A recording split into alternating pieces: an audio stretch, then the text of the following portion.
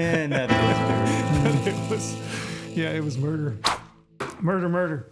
We're going to do a podcast. We're going to do a Q&A today. And we have a lot of questions. Fun. We're not going to get through Q&As. Yeah, we're not going to get through all of them. A lot of these I was looking through, they're like really specific to like one question, you know, like what insert to use in an error. I'll try to reach out to you guys individually and give you an idea of like what I think, but yeah, we'll try to answer as many as we possibly can. We might record another one to try to incorporate a bunch of them, but there was a lot of really good questions. A lot. Usually you ask for like Q&A and you get like a bunch of, you know, like some jabs here and there, which is great. I like those too. But I like the jabs. We had a lot of like legit serious questions that people. Some of those questions could probably be an entire podcast. People had, yeah, for sure. Like you could break it down and make it a good 45 hour. Yep, absolutely. So we're going to dive into that. We're going to do that. Lane hit me up with some promos we got to run through before we get really going. Yuck. Hurry up. So Father's Day, we still have that sale going on with this podcast going out on Thursday. So you can still use the promo code FD30. You can save 30% off a new GOHUNT Insider membership, which is a great Father's Day gift. We talked about it on the last podcast. So that one's a good one. So use that code FD30, sign up, give your dad an Insider membership, save 30%. We have a 4th of July sale. It's coming up. We wanted to plug that. So we'll be filming some stuff for that, which should be exciting. Isn't it just wild to think we're doing a 4th of July? It's thing, insane. Right? I know. I looked at my summer's flying by. I looked at my calendar. I was like, June 10th? That can't be. That's impossible. This can't be right. I'm like, that can't be. How did I already get middle of June? Yeah. It's crazy. And my yard still looks like it looks in the middle of June. How can that be? Yeah, but nuts. So look for the 4th of July sale coming up. We're going to have a bunch of stuff on sale. A couple others, the antelope giveaway. Brady, you want to hit us with deets of the antelope giveaway? Yeah. Antelope hunt? So again, one insider is going to win all expense paid antelope hunt with Blackhorn Guide Service in New Mexico. And I'm blanking on when they have to sign up by. Is it the 24th of June? I want to say 24th of June. Yeah, 24th. 24th. 25th. 25th. We'll announce winner. Yeah, so it's gonna be a little different than normal. That's how I remember deadline. it. Yeah. The deadline to announce the winner. Yeah. Yep. And if you're all insiders are automatically entered to win, and if you're an Insider Plus member, you do get 3 entries for that giveaway. So it'll be a pretty awesome hunt with Blackhorn, and a bunch of us are going as well. And it's gonna be filmed. So It's a great time. It's a good place. yeah, and the hunt's gonna be this year in 2025 in August. So Yeah. quick turnaround. So whoever's gonna win this is gonna go better clear their schedule because we're going antelope hunting. Yep. And then the last one isn't really like necessarily marketing. It's more of just a PSA, if you will. Is this what I think it is? Something that people have been asking about. Ooh. So we've got weather in the app. Yep. On your phone, Mm-hmm. which is going to give you 10-day forecast hourly. It's going to give you sunrise, sunset. It's going to give you all the deets. All the Moon deets, as the kids say. all that good stuff. It's going to give hot you deets. all the deets. So that's available now in your GoHunt maps, which is pretty cool because I know people have been interested in asking about it, and it's really handy. Weather can make or break your hunt, can it? Oh, yeah. I mean, Especially the elk rat. Weather's been on my mind a lot lately. Yeah. The elk rattle. Yeah, that's a tough one. Yeah. Rain can really put a damper on things depending on where you're at, what you're doing. But so yeah, check out weather and yep. You guys ready to dive into these? Let's do it. You got Head first. You got your thinking caps on. I'm still pretty smoked, but yeah, let's do this. Why are you smoked? We celebrated my brother's 40th over the weekend. You did? Yeah. You did it upright. Did it right. Still a little smoked. I like that for you guys. I have a 40-year-old brother. It's kind of wild. Yeah. That is crazy, huh? Yeah. It's Just weird. like that. I know my oldest brother, I'm trying to think, he's in his mid-50s at this point. You have a 50-year-old brother. Yeah. Yeah, He's in his 50s. And I talked to him, so I went up to see my dad, and every once in a while we'll chit-chat. But, he's perpetually like 20 at heart, which is great. And That's how I feel about my brother. Yeah, when I think about my brother, I think there's no way he could be in his 50s. That's impossible. Yeah. He's like one of the most youthful dudes I know, you know what I mean? But to think You know my brother. Yeah, I feel the same way. It's like we're out there doing our thing. I'm like, how are you 40? It just doesn't make sense. That's how I think of him at 50, Yeah. 50s. I'm like, this is impossible. This is literally impossible. Literally impossible. All right, so we're gonna dive in. First and foremost, I'm gonna hit you guys with this one because this was like relatively new news. We have a couple questions about it, but how do non-residents feel about Idaho's new draw system for general season permits? Similar question, thoughts on Idaho's draw for general tags for non-residents? It's shite. I like it. You do? Yeah, I do. Why? I like it because I thought their old system was pretty lousy. It was. But now you're talking, it's just because they had such a low bar beforehand is why you like it now? I like it in the fact that I can apply, if you will. I don't have to like log in at 10 a.m. on this certain date, and I have to wait in this queue, and then I get assigned a random number, and my random number might be good or bad, and then like I can't apply with a buddy or a family member if I want to. I don't get multiple choices. Like, I mean, whatever's there is there basically. So for me, I mean, it was essentially a draw. It was just a shitty draw in my opinion. Yeah. So to me, I like it. Okay. I agree with your point that it's kind of a bummer to see, you know, anything that's technically OTC become like a draw. But do you want to hear my thoughts? Yeah, let's hear it. I don't like it. You don't like it. The only reason why I don't like it, we could have solved other things first before going to the draw. We could have stopped people from buying them in person.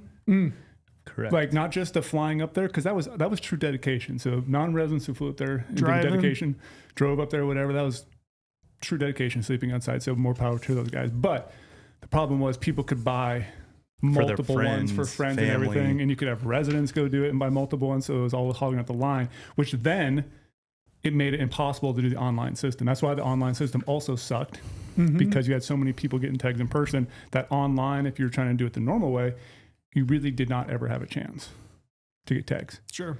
So like they could have solved it first by eliminating that. Okay. Just make no in-person checking out and just go back to the online and try to fix the issues of online before we went to potentially a draw. Now I do like the draw for what you said, because it allows you to hunt with the party. Or to apply as a party, which is a great feature, because before, you know, buddies can get the same tag. That was a problem and all that stuff. And then sure, there was problems online, how you have to sit there for 6 hours throughout the day. And a lot of people don't have that ability to do that. So that was also an issue. So this system will kind of solve that, but I wish they would have done something with the first part I talked about first. They could have done that last year or the year before. And if you're going to go through if you're going to change, then let's do it. Let's take in all the issues. Like, let's change it for all around better. Yeah. You know, and I just feel like it was so bad before. This is acceptable, but it took away the beauty of Idaho at the same time. Sure. The only thing that bummed me out about it was I'm being told, I don't know for certain, but I'm being told that the case is that you get 5 choices, but they're only going to take everybody's first choice into consideration before moving to anybody's second choice. Then they'll look at everybody's second choice, then move to the third. I wish they would have done it like a Nevada or New Mexico, where they looked at all 5 of your choices, depending on where you came up in the draw, and then just allocated whatever permit remained, if you will. Because the big issue there is a lot of people are going to be putting whatever their top elk one, and everyone's going to be doing that. And so, and then it's like, okay, do you really want to shoot for that one, or do you want to go in the middle, or whatever? Considered. There's going to be some strategy on what unit you pick. Yeah, because you can guarantee yourself one if you don't shoot for the stars, but if you do and risk it, like you're going to wait to those second, third, fourth choices, which could take a while. Either way. You might want to shoot for the moon on the elk tag that you really want, but then you might not drop, because most people are going to put that as their first choice. You know, so you might put like what you would consider your third or fourth or fifth choice as your first choice, just to ensure that you get one. The one thing though that they did figure out is how to make more money on the system. Well, I did see one thing I will say I was happy is that they're not going to charge you an app fee. No, but they're going to force people to buy a hunting license up front. Yeah. For before, you only had to buy one if you actually add it to your cart. So if you add a bad random number, you're not out a bunch of money. But now you're out a bunch of money and still might not get a tag.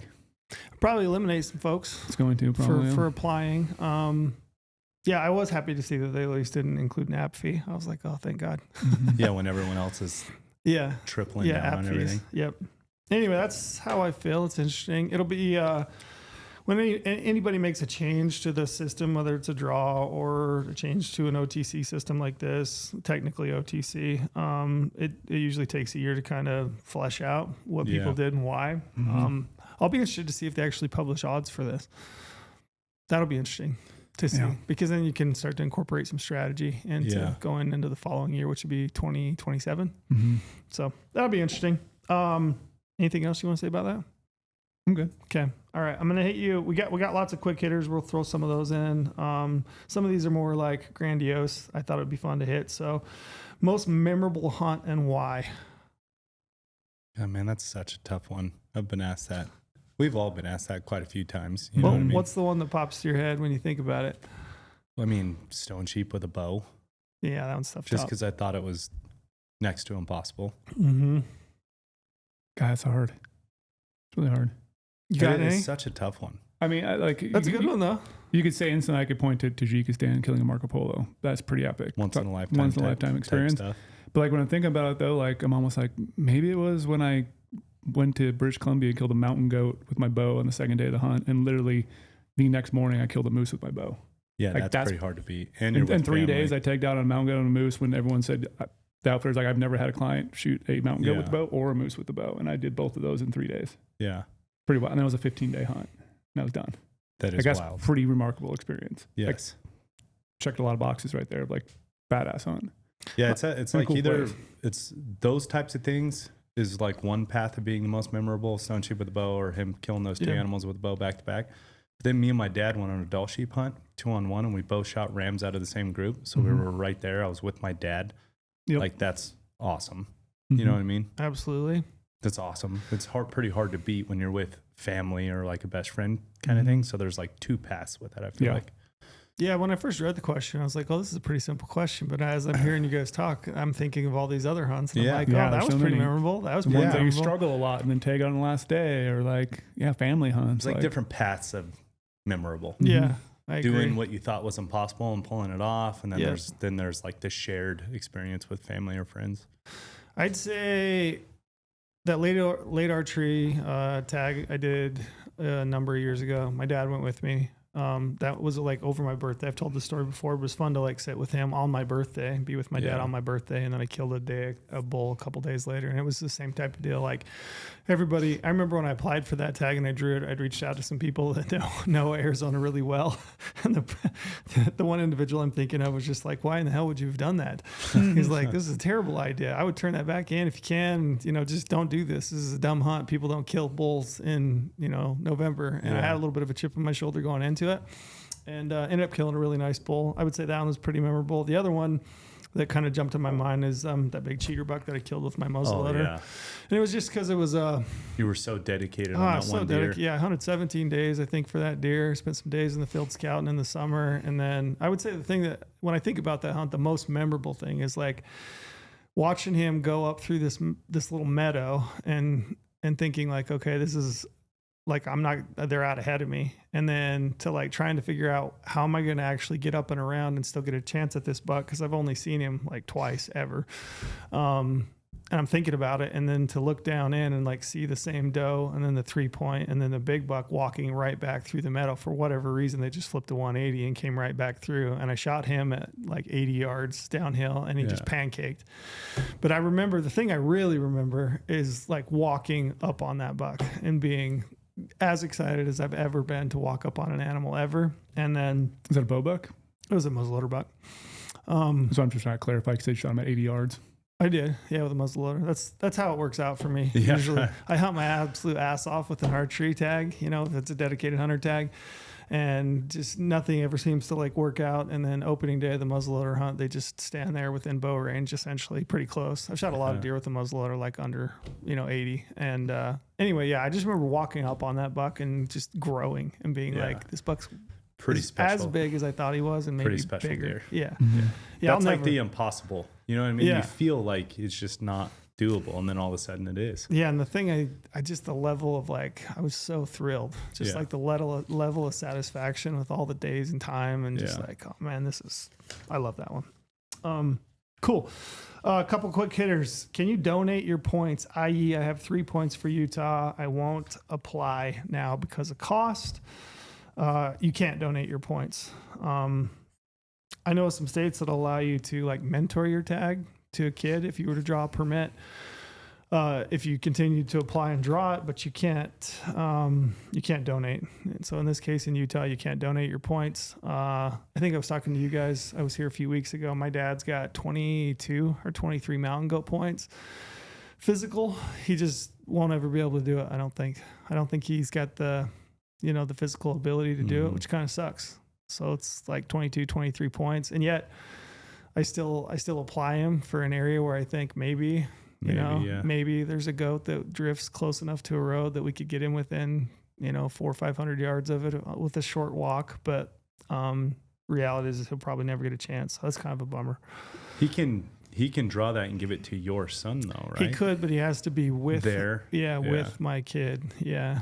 And I've only got the one. Well, I guess I got one that doesn't hunt that would still be of age, and my oldest is aged out, but my youngest kid still could for another 5-6 years, I guess. Yeah. But can't donate your points, which is kind of a bummer. Don't you think more states should maybe allow you to donate them to direct family, like true blood type of thing, because they are yours. It's your investment. You've been putting in so long with your life, putting all the fees, app stuff. And then all of a sudden you just physically can't go anymore, or maybe you got injured and like, I can't go mountain goat hunting anymore. I wish I could just literally give it. Without thinking through the variables, I think it'd be pretty awesome to be able to donate to your kids or grandkids and just cut it off there. Like just, I'm obviously not thinking through the variables of what that does to draws and other people, but I know like, it's kind of a nice thought, thought, about, though. but it's a nice thought. Yeah. There's the sentimental side of me thinks that's a great idea. Yeah. And I agree. But then, what's it do to everything else? I don't want to think about it. You're also aging people out, which sucks. I agree. They've invested a bunch of time in applying and didn't ever draw. You're opening up an opportunity for somebody else that has been applying behind you. But that's the hard part. Because if you did give 22 points away and then they don't draw and then just keep going to build it and they'll be max point holder eventually and screwing other people over. But passing them along. I don't know how I feel about that. Sentimentally though, it's kind sentimentally it makes great sense. Yeah. Well, I don't know. I don't have to make that decision. That's a tough one. Yeah, it's a tough one. Okay. This is a good one. When do you guys decide you don't like a pair of boots? And when do you start adding things like sheep feet or another insole to try to work with them? I like putting custom insoles in right away.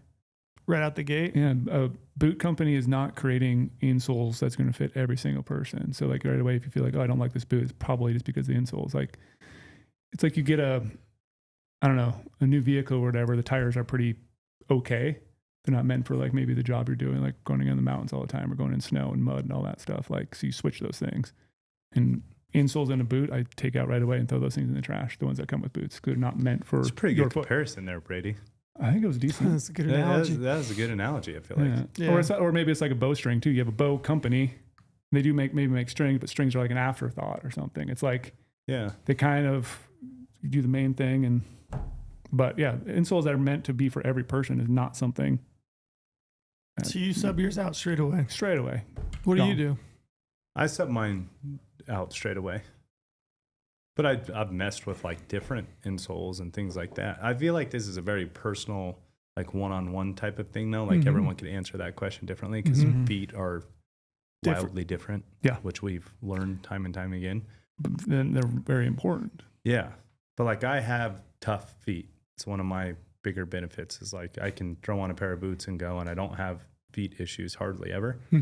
But like I know immediately if it's pinching me in the wrong spot, like up on my upper shin or down on my pinky or big toe, like that's where I get pinched on boots if they don't fit my foot quite right. And I know it like pretty immediately just by walking around a storefront kind of a thing. Do you ever get sore feet? Not necessarily like blistering issues, whether it's heel or pinky toe, but just like your feet just generally get sore after a long day? If I want to wear the pair of boots because they look cool and I can feel it on my pinky toe and I just fight through it, it'll get sore. But like I know it. You know gotcha. What I mean? I'll offer an alternative. I'm kind of like 50-50. Like sometimes I won't replace the sole, the insole, and I'll just wear them. If that boot hurts my feet or gives me blisters, usually the first thing that I do is look at the insole. And it's just basically trying to change the profile, like the stack height of where my heel lies within that boot. Maybe a little bit more padding. I would say typically it's probably around if you get a new pair of boots and you wear them, for a week or 2 weeks on pretty decent hikes and they're giving you blisters, like I'm not going to just put up with it and like keep trying to break them in. I'm pretty quick to try to sort it out. I won't wear a boot that is going to hurt my feet and give me blisters, because nothing sucks worse than blisters, right, Brady? Yeah. Takes your legs out. I've had those It's boots. your weapon. Yeah, I've had boots where every time I put them on, I wanted to love them. They gave me blisters, and I would try them again. And you kept 3 going. months, and I would get blisters going. again. It's like eventually I decided to toss them. I'm like, these are, I can't use them. They just don't work for my feet. Nothing was working. Hey, I've bought boots and blistered my heels and sold the boot, and then turned around and bought the same pair of boots 2 years later, thinking like, okay, times have changed. They're going to be so different. different now. They're going to be different, and they haven't been. Yeah. Like, they blistered my heels again. So boot advice, I would say find a pair of boots that fits you well. I think it's a good idea to change the insoles, because I'm with you. There's not a lot of boots that have great insoles. Those new Scarpas that I wore, the Zodiac, I didn't think they were too bad. Like, I'll wear factory insoles in those until I'm like having a problem one way or the other, whether it's sore foot I or wonder if blister. that's because your foot profile more matches a stock insole. Might be. Yeah, I mean, Han Wogs, the Makra Trek Pro, is that what it's called? Yeah. That boot fits my foot really well, and I wore the factory insoles forever and ever until my feet just started getting sore. Like, not blistering, but just sore. Like soft spots. After a really long day. Yeah, they just hurt. Like, the bottom of my feet would hurt. And then I subbed out the insoles, and I wore that boot for another year. Yeah. So I've got another year out of it just by changing insoles. So What's your go-to insole, Brady? Sheep feet right now. Sheep. Because I feel like it's most custom molded to my exact foot shape profile. I like those. The carbon from it's Super Feet, right? And Super Feet? Yeah, the carbon one. That's my go-to. Super Feet makes a good insole. I didn't have great luck with sheep feet. They just didn't fit my boot. I don't know what the deal was. Same. Didn't fit inside my boot. I think they have enough testimonials that people that really like them love them. And maybe if I tried them again, I would. But for whatever reason, the profile that I sent in or did with the mold just didn't fit back in my boot, even when I trimmed them. So it didn't work out for me. But Super Feet are good. I've had good luck with just like Dr. Scholl's. Yeah, I mean, from Walmart. They're that big of a business for a reason. For sure. Like the extra pad ones, those have been good for me. I have a pair of those oboes. Those worked pretty well for me, actually. So I'm kind of like you. I'm not real finicky in regards to my feet are not finicky. I just go straight to that carbon from Super Feet and I'm good. As long as the boot flex and the matches fit what you matches what I like, I don't really have feet problems. So I don't know if we answered that. I don't know if there's like it's a tough one. There's not like a one answer. Yeah, I wouldn't say there's like different. a mild, like, oh, if you hike 50 miles in them and they're still hurting your feet, it's time to give up on them or put an insole on them. If you go 3 months like Brady, it's pretty safe to say. Yeah. Yeah, I won't go that long. Like, if I've done some pretty good hikes and they're hurting my feet, I'm figuring something else out, because it just doesn't work for me. Okay. What is a piece of gear that you have that you think every hunter should have? Man, I got like 4 in my head. Silence. I've got like 4 in my head. What do you got? So do you start at certain like categories? Sure. Whatever you want, whatever you think, whatever you want to do. Zulu 6s have changed everything for me. Mm-hmm. So like I genuinely think that is. So a pair of image stabilized binos. Yeah. Okay. They're great binos and image stabilized. Like it has changed the way I hunt, literally. And I think everyone who I've ever talked to has experienced that same kind of thing. Okay. The Dyneema tarp. It's a good one. Like that's my like savior to most any issues or things or comforts. Multi-use. Yeah. You can get some shade. You can sit in the rain out of it. You can camp under it. Yep. I like that one. That one. All right, maybe I lied. I have 2 instead of 4. Because the other 2 are kind of. Brady, like those are my categories, you know? Yeah. Brady, what do you got? Those are some good ones there. I'll tell you my answer while you're thinking. I'm trying to think still. So my answer would be, I think I've been pretty consistent in this, and I'm going to take it from a Western big game hunting standpoint. I think one piece of gear that every Western big game hunter should have is a good tripod and a set of binoculars, the best pair of binoculars that you can buy to mount those on. I think that's the biggest change, one of the biggest changes. I would say that, and then a mapping platform. I've been pretty vocal internally. I think mapping, like on your phone, has been probably the biggest I would say that too. advantage to a Western big game hunter. It's allows like being you able to sit in camp on GOHUNT maps and find around. glassing points, navigate the glassing points in the dark. Being able to, I remember a situation, I've told this before, about a buddy that was stalking on a bull elk. The bull was bedded on this little bench, and he was kind of up just above timberline, kind of tucked away in this little meadow. You know, prior to that, you were trying to navigate through all the trees and get the wind right. And then just you're guessing, like, where is that meadow in relation to me? Now I can pull out my phone with an aerial map image. I can look, I can measure the exact distance. I can plan my route to that animal. That's how we killed Omar's buck. Yeah. I literally was on maps and found exactly where he needed to drop in because of, you know, ranging with my rangefinder, doing the math and the measuring tool. Yep. I'm like, oh, that's the patch of trees right there. Yep. So I think those would be my two. So good set of binos on a tripod is your key to finding game. I remember when my brother bought a tripod and I was like, what are you doing? He's like, I'm going to mount my binoculars on it. I'm going to sit behind him and just pick this hillside apart. And I was like, that's lame. Like, that tripod's 6 pounds. I'm like, you're going to pack that thing in. And then pretty quick, I was like, oh, I wish I had a tripod. Yeah. Because you can just see so much. So, and it depends on the game. I'm not packing a tripod if I'm archery elk hunting for the most part, because I'm using, you know, vocals or Zulu 6s. But if I'm mule deer hunting. Yeah, mule deers, that's a different story. Coos deer hunting, antelope hunting, tripod, set of binos. Yeah. All right, Brady, I gave you ample time. What do you got? Gosh, it's so hard. So I'm going to avoid the optic side. Okay, because we hit that.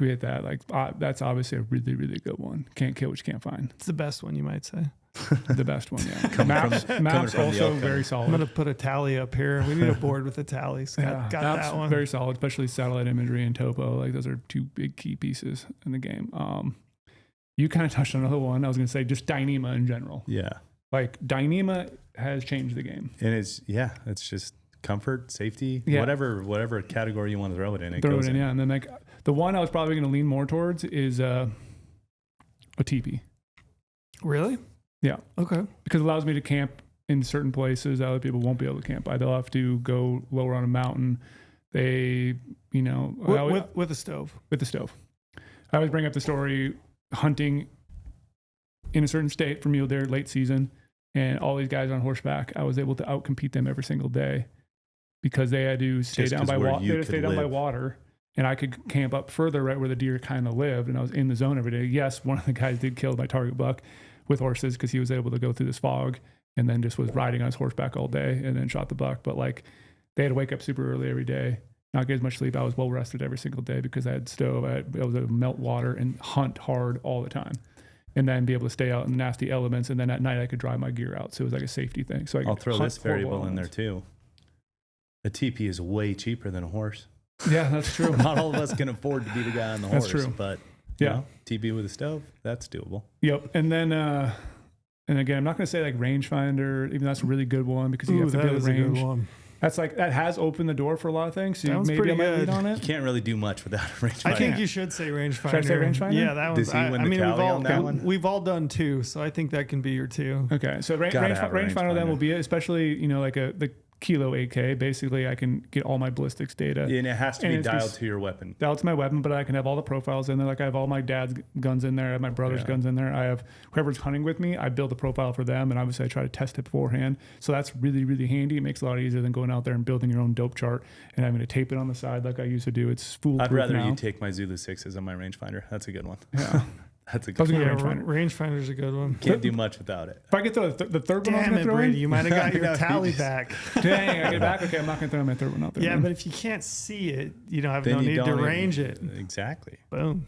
Have you ever had a glass with your rangefinder? No. I have. You have? Yeah. That would be terrible. I can't remember how I forgot my binos in a truck once, but yeah, I had a glass with my rangefinder for a little bit. It was not fun. Coming from like the Glass King too, that's actually a pretty funny thought. You were sitting there looking through it was the monocular, like a truck style hunt where it's like running and gunning, and like they were on the dash or whatever, and we hopped out and I just glassed my rangefinder for a little bit, and I was hunting with my dad and my brother. That's pretty funny. I am old enough that I've done a fair amount of glassing through a rifle scope. Oh yeah, that was a go. Because that was kind of the thing. Yeah, everybody did that. Nobody had binos.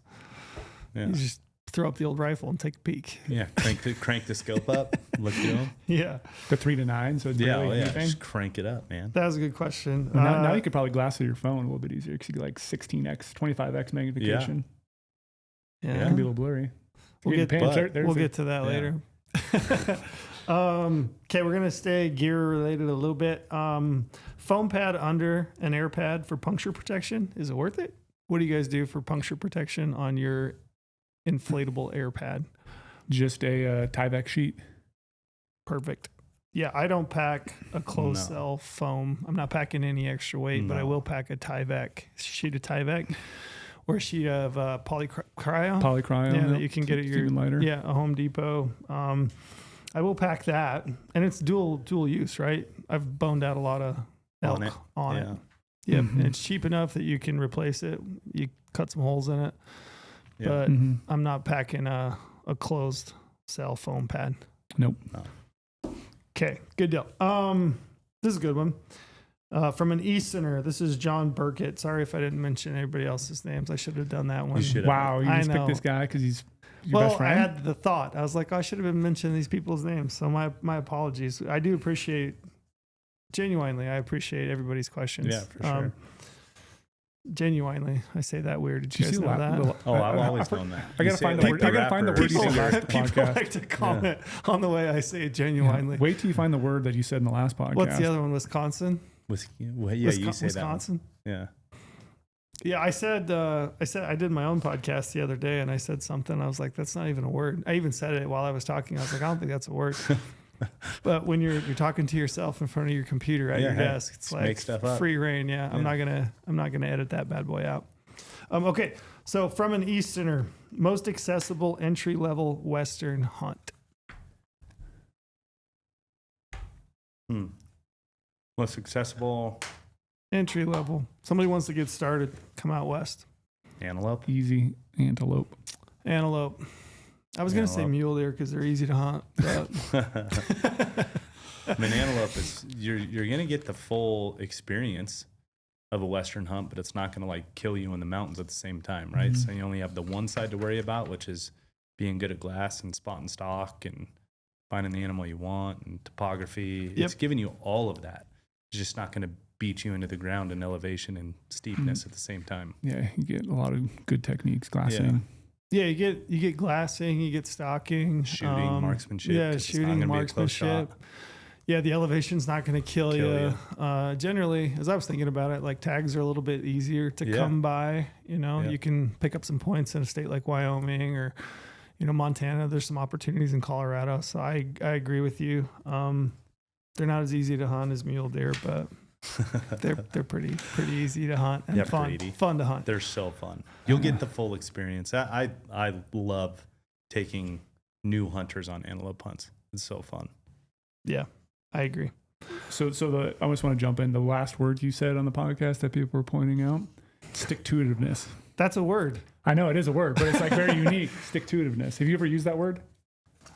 Not anywhere outside of the podcast. People that have a lot of stick-to-itiveness say that word. Yeah. See what I did there, Brady? We saw what you did there. Yeah. Yeah, stick-to-itiveness. That's a good one. Mm-hmm. What's What's down. another word for it? Persistent? I have another word for it, but I use it all the time, but I don't even know the origin of it, so I don't know if I should even say it. But it's like that chutzpah, like the chutzpah. you know what I mean? Or just persistent. Persistent, yeah. Oh, there you go. There you go. See, you had to make it super simple and much better. Okay. When will the new GOHUNT pants be dropping? They look awesome. You gonna talk about pants? They are awesome. Yeah, they are. I'll answer the first part of it. So early August, I'm being told. Yeah. We should have those in We stock. got a zipper change out that we're going through right now. Yep. We don't like the zippers. We're changing those out.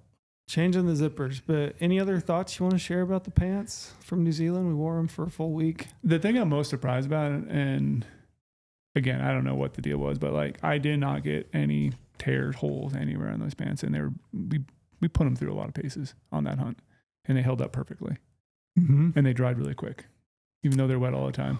Yeah, comfortable. Fit was great. That's what I'm going to say is the fit. I thought the fit was great. Yeah. Like we worked a lot on the fit. And material, which is why they're holding up. For sure. We just got to match the zippers to the material now. Yeah. Yeah. I would say when we went into this whole process, like fit was, I mean, obviously durability. Yeah, they got to be durable. They got to be functional, all that. But like fit for me with a pair of pants is a big deal. Like, yeah, I feel like it is for everyone. That's why we were so, you and I have always been kind of the Nazi mindset about fit. When I say that, I feel like a bit of a diva. Like, oh, I want my pants to fit good.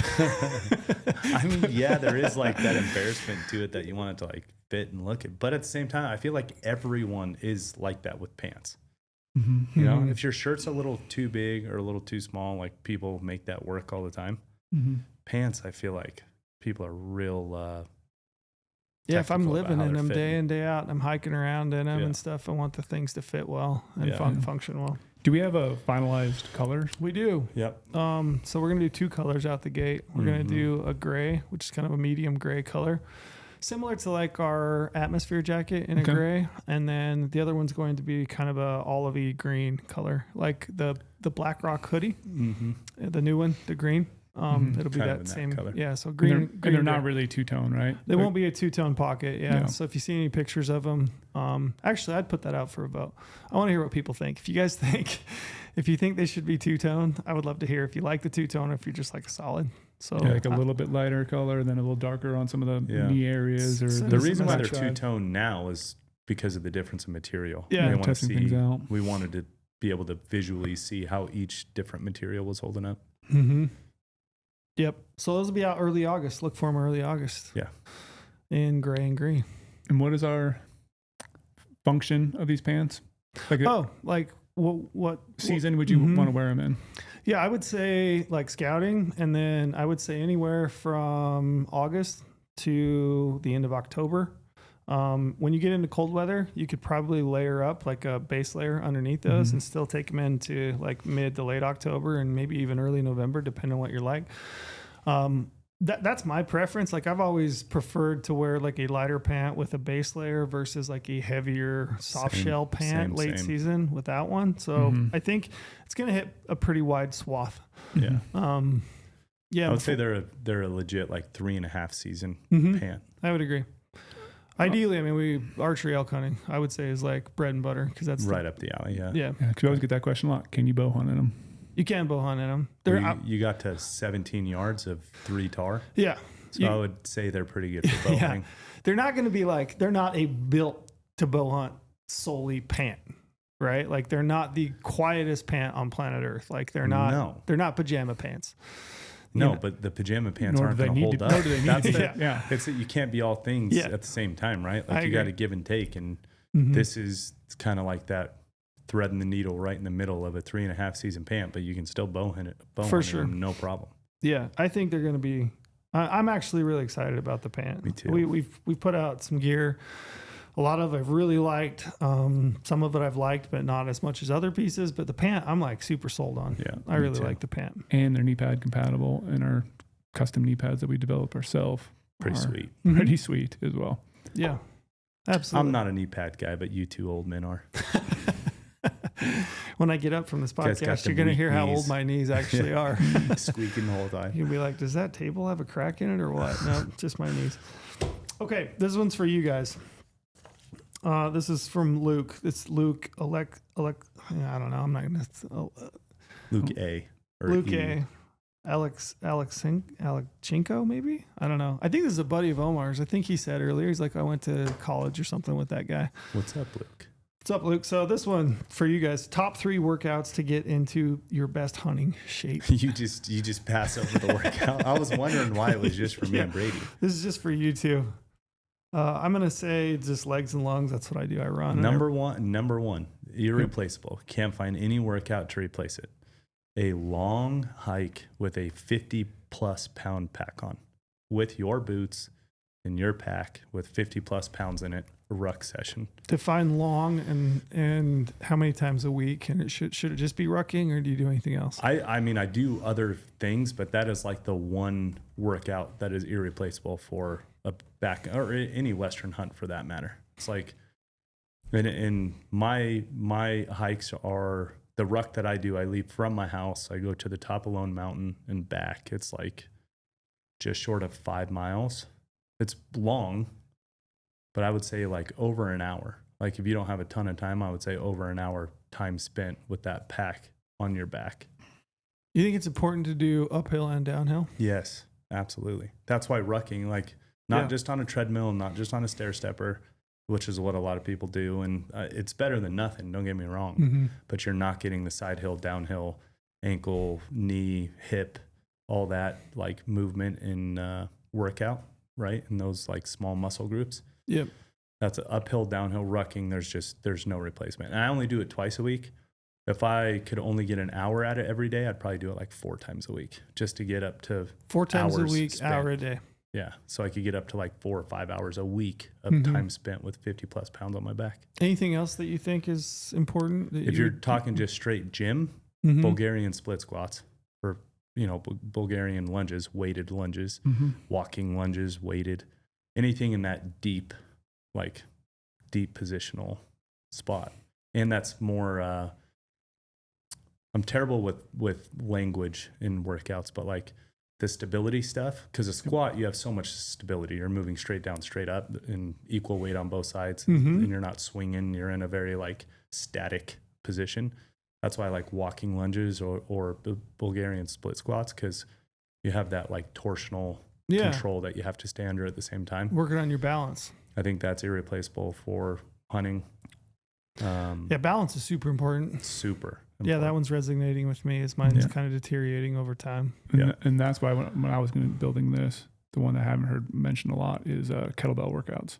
I just like anything kettlebell workouts because I work on a lot of stability stuff. Yeah, kettlebells the swings, goblet squats, any of that stuff, like your stability core, it's getting all worked all at once, and you're still working some. I like all the stability movements. I think those are irreplaceable for hunting as well. And then I would post those things like straight cardio, lungs. Yeah. That's a good answer. That's what I would do. How about diet? Important, not important? I think diet's 80%.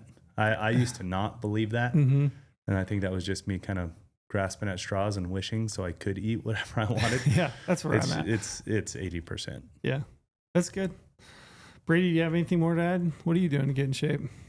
I see you out running. Legs and lungs, like you said, running. In your cool shorts. Yep, got cool shorts every single day. Tigers on them. Palm Tigers, trees. Yeah, camos. Yeah. Flamingos. He's a kettlebell guy. Does some stability stuff. So break down a week though. Give me a week. What are you doing? Average about like 30 miles a week running, 35. Obviously it depends. Sometimes I go higher, sometimes I go lower.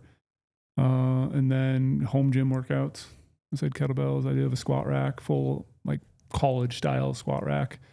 In there, so I can do prison workouts. Yeah, prison workouts. Those work. It's a good way to put it.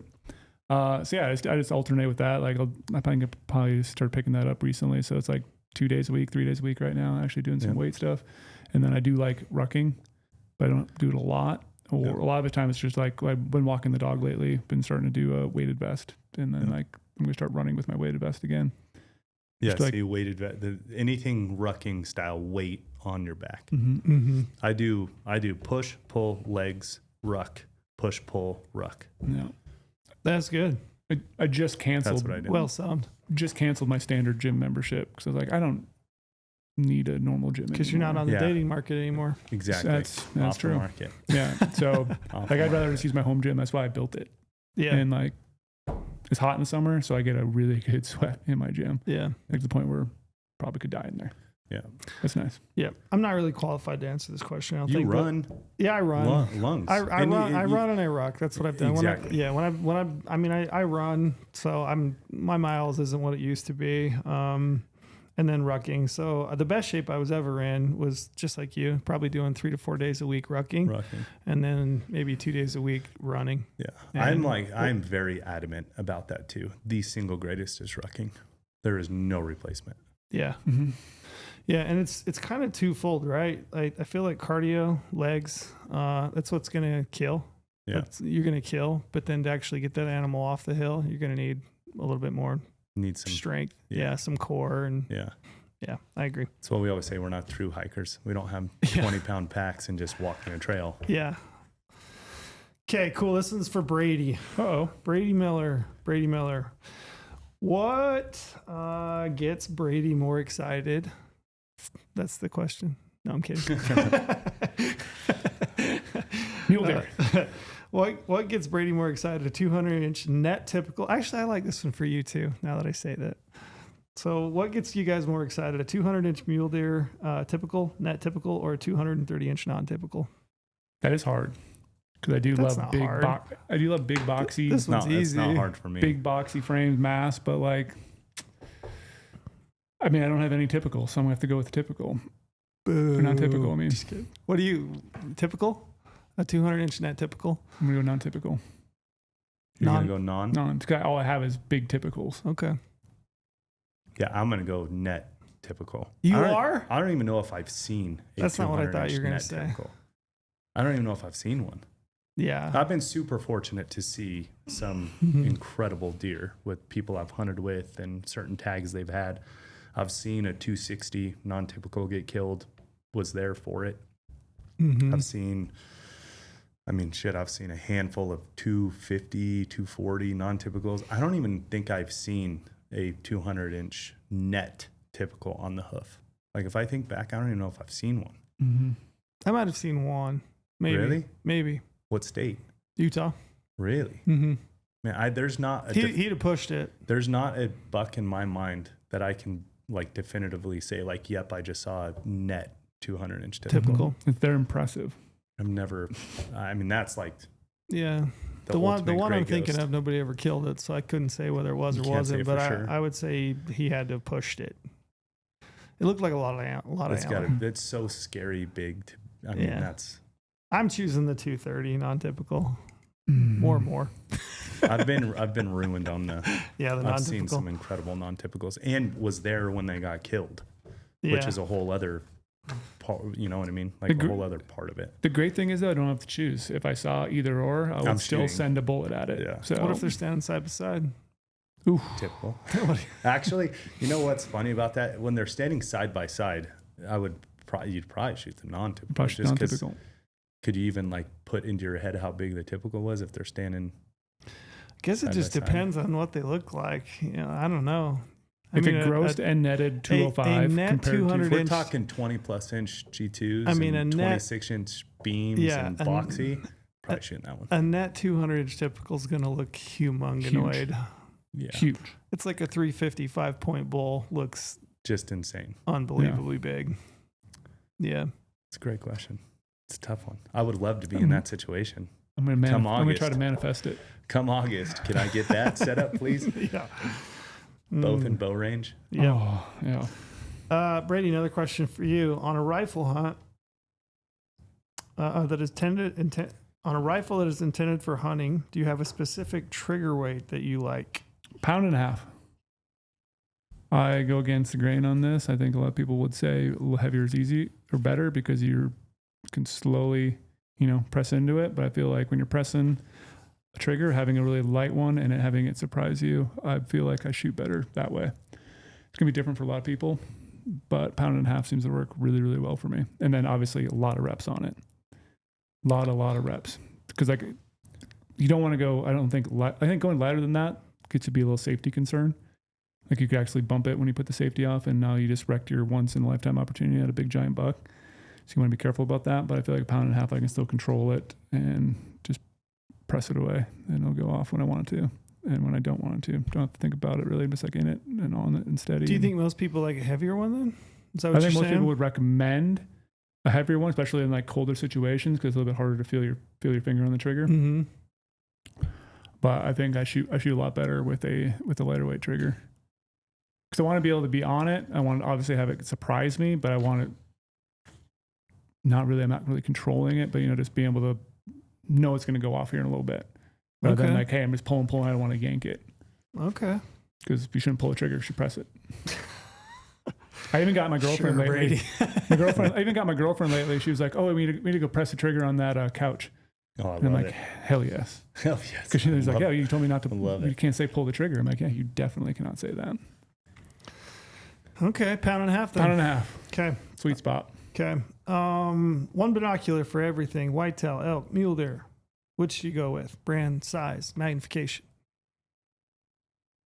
That's hard when you're throwing whitetail. Yeah. If you got rid of whitetail. that, I would know the answer right away. If you're doing dark timber elk, big open country antelope and mule deer in whitetail woods. 10? 10s? You might have to go to the standard 10s, yeah. 10 Zulu 6s? 10 stabilized. That's what I was going to say. I feel like 8's too small for the other ones. I was going to say a 12. Is that too big for the whitetail woods though? Like you're looking at a 12 by 40, what is it, a 12 by 42? Yeah, I would say a 12 by 42 Zulu 6 SIG would be what I would suggest. Because if you go to the 10s, that's a 10 by 32, right? Yeah. Which has a smaller... Actually, yeah, you're probably right. A smaller lens, which isn't going to gather quite as much light. You're probably right. So I'm going to go with the 12. Zulu 6s. Because if you think about Western big game hunting, right, you're going to want... 12's nice for antelope. It's nice for elk hunting. It's nice for mule deer. It's probably a little overpowered for whitetail, but you have the bigger objective, so you have a little bit more light gathering ability. That's a good point. Yeah, because I just looked it up. The 10s, you drop down to a 10 by 30. Yep. You're probably right. So yeah, you probably want a little bit bigger on the objective I would side. do 12 Zulu 6s. 12 Zulus. 12 by 42. Would you do the normal HDX, the small ones, or the larger HDX Pros? I would do the small ones. I would too. Because they only take one battery.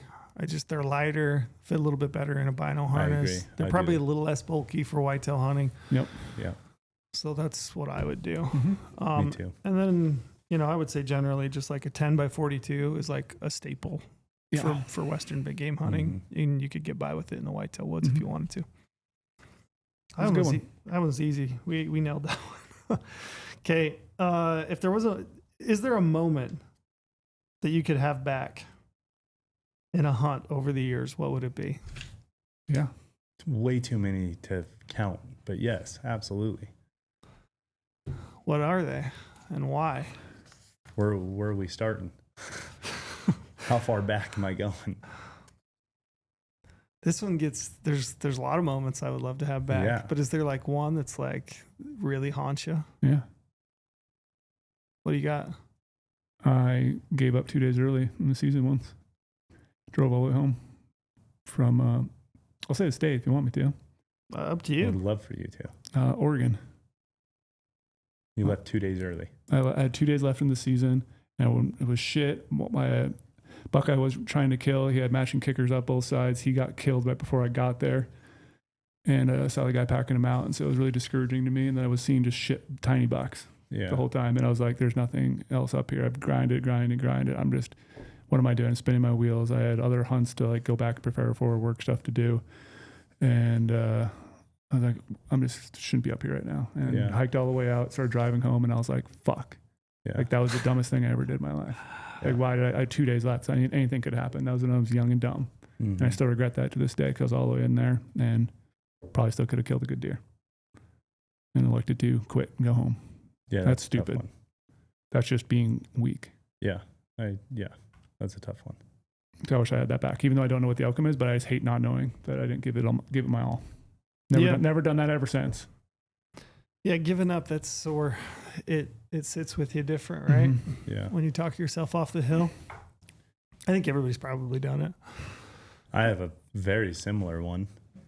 Took me forever to draw my Nevada elk tag. This is 2017, 18, something like that. Scotty had the tag, took him out. We killed a good bull, and it was a terrible Nevada season. It was 95 degrees every single day, no afternoon rain, no nothing to cool it down, cloud cover. It was just a hot, shitty year to have that archery tag. And we had hunted a lot of days. Like I said, we got Scotty's bull killed, packing that out, doing that whole thing. Everyone had to leave. I didn't. So Scott had already left. Branson was still with me, but he had to leave the night. So I was there for like 2-3 days of just me and Branson when Scotty and a couple of our other buddies left. And Branson was leaving that night. And there was a bull that was a pretty good distance away, but looking back on it, probably definitely like could have went after him and maybe got to him before he went into the trees. And I didn't even give it a go. I went down to a smaller bull that I had called in and ended up shooting that one. And I still think about it was a really good bull.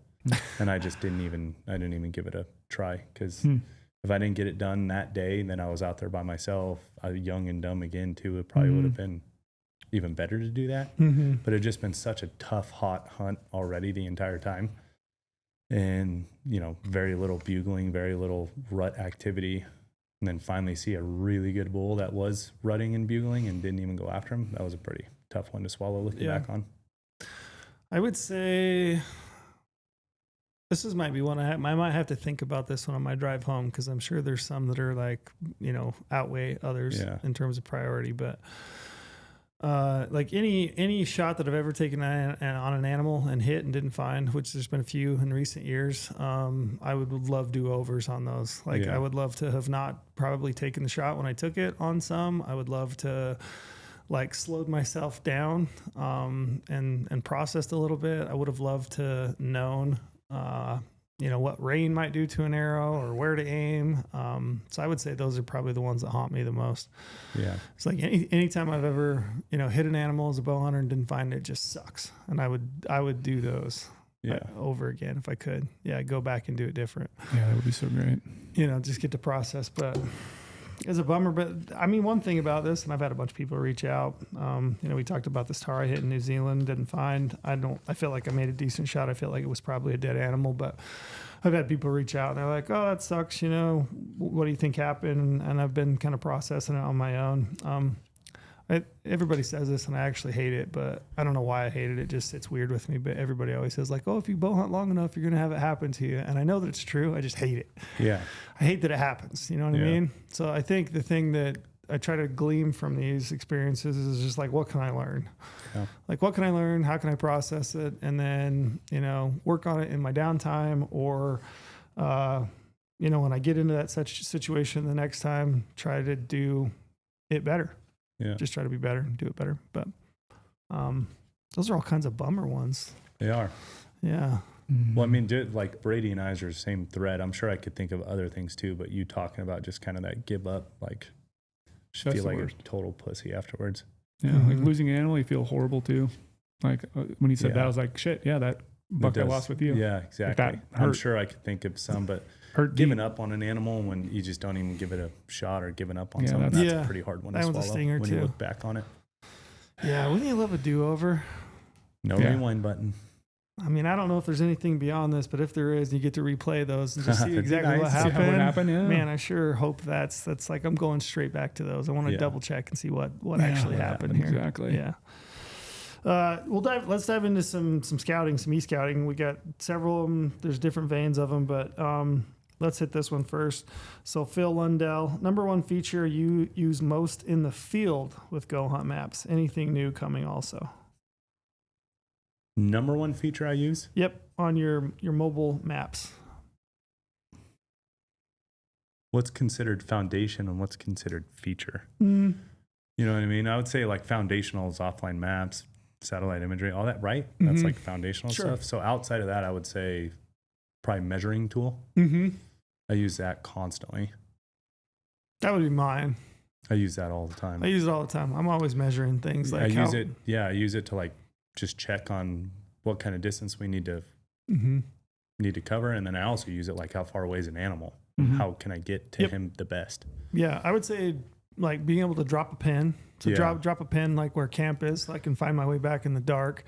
Or find my way to a glassing point. I would say dropping pins and then, or a bedded animal. If you're going on a stalk, dropping exact pin where that animal is, and then the measuring tool as you close in. I feel like dropping pins is foundational. That's why. Yeah. I mean, I definitely use that more than measuring tool, but outside of like those foundations, that's like my number one feature I'm always on.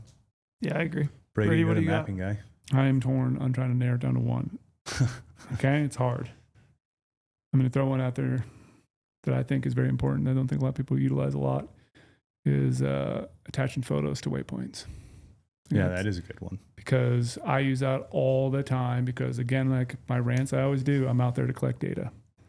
All right, so I take photos of scenery. I take photos of whatever, where I'm seeing animals, the habitat they're in, so I can look back on it later and I want to attach it to that waypoint so I know what it's like. Yeah. So when I go back in there, I'm like, okay, this is this glassing spot. What could I see? And now I figure out, okay, these were the animals were. If I didn't mark them in the field, which normally I do, I go back and add them when I'm doing e-scouting stuff, or then extrapolate that information on a different hunt. So those photos actually help a ton. Like, why was I glassing there? What would it look like? Or maybe just what's the blowdown look like I'm dealing through? Like, photos attaching to waypoints all the time. Kill spots where I was laying down, where the animal was at when I shot it, take photos of those, attach it. And now it makes it even easier too in the app. I can't remember when we updated this. I don't know if it was the fall or not. But once you go into like your hunt folder or any sort of folder you have on GoHunt Maps, you can actually sort by these feature types. So you don't have to have like the photo icon waypoint every single time. Obviously I have glassing and all those other icons, but I can sort by all my photos and just see where all those are, so I can click on them and see what kind of photo I took. And then if someone else is going in there too, it really helps that benefit. Like, hey, if I'm giving this to, my brother, because he's gonna go hunt in the same area I was, like having those photos of how it actually looks when he's e-scouting is huge to pass it on to someone when you're sharing intel. Because otherwise you give them a waypoint, like, what can you actually see from here? It looks like there's a bunch of trees. Like, no, it's actually open in this spot if you sit down, and you'll be able to see X area out in front of you. Mm-hmm. I think it's really helpful.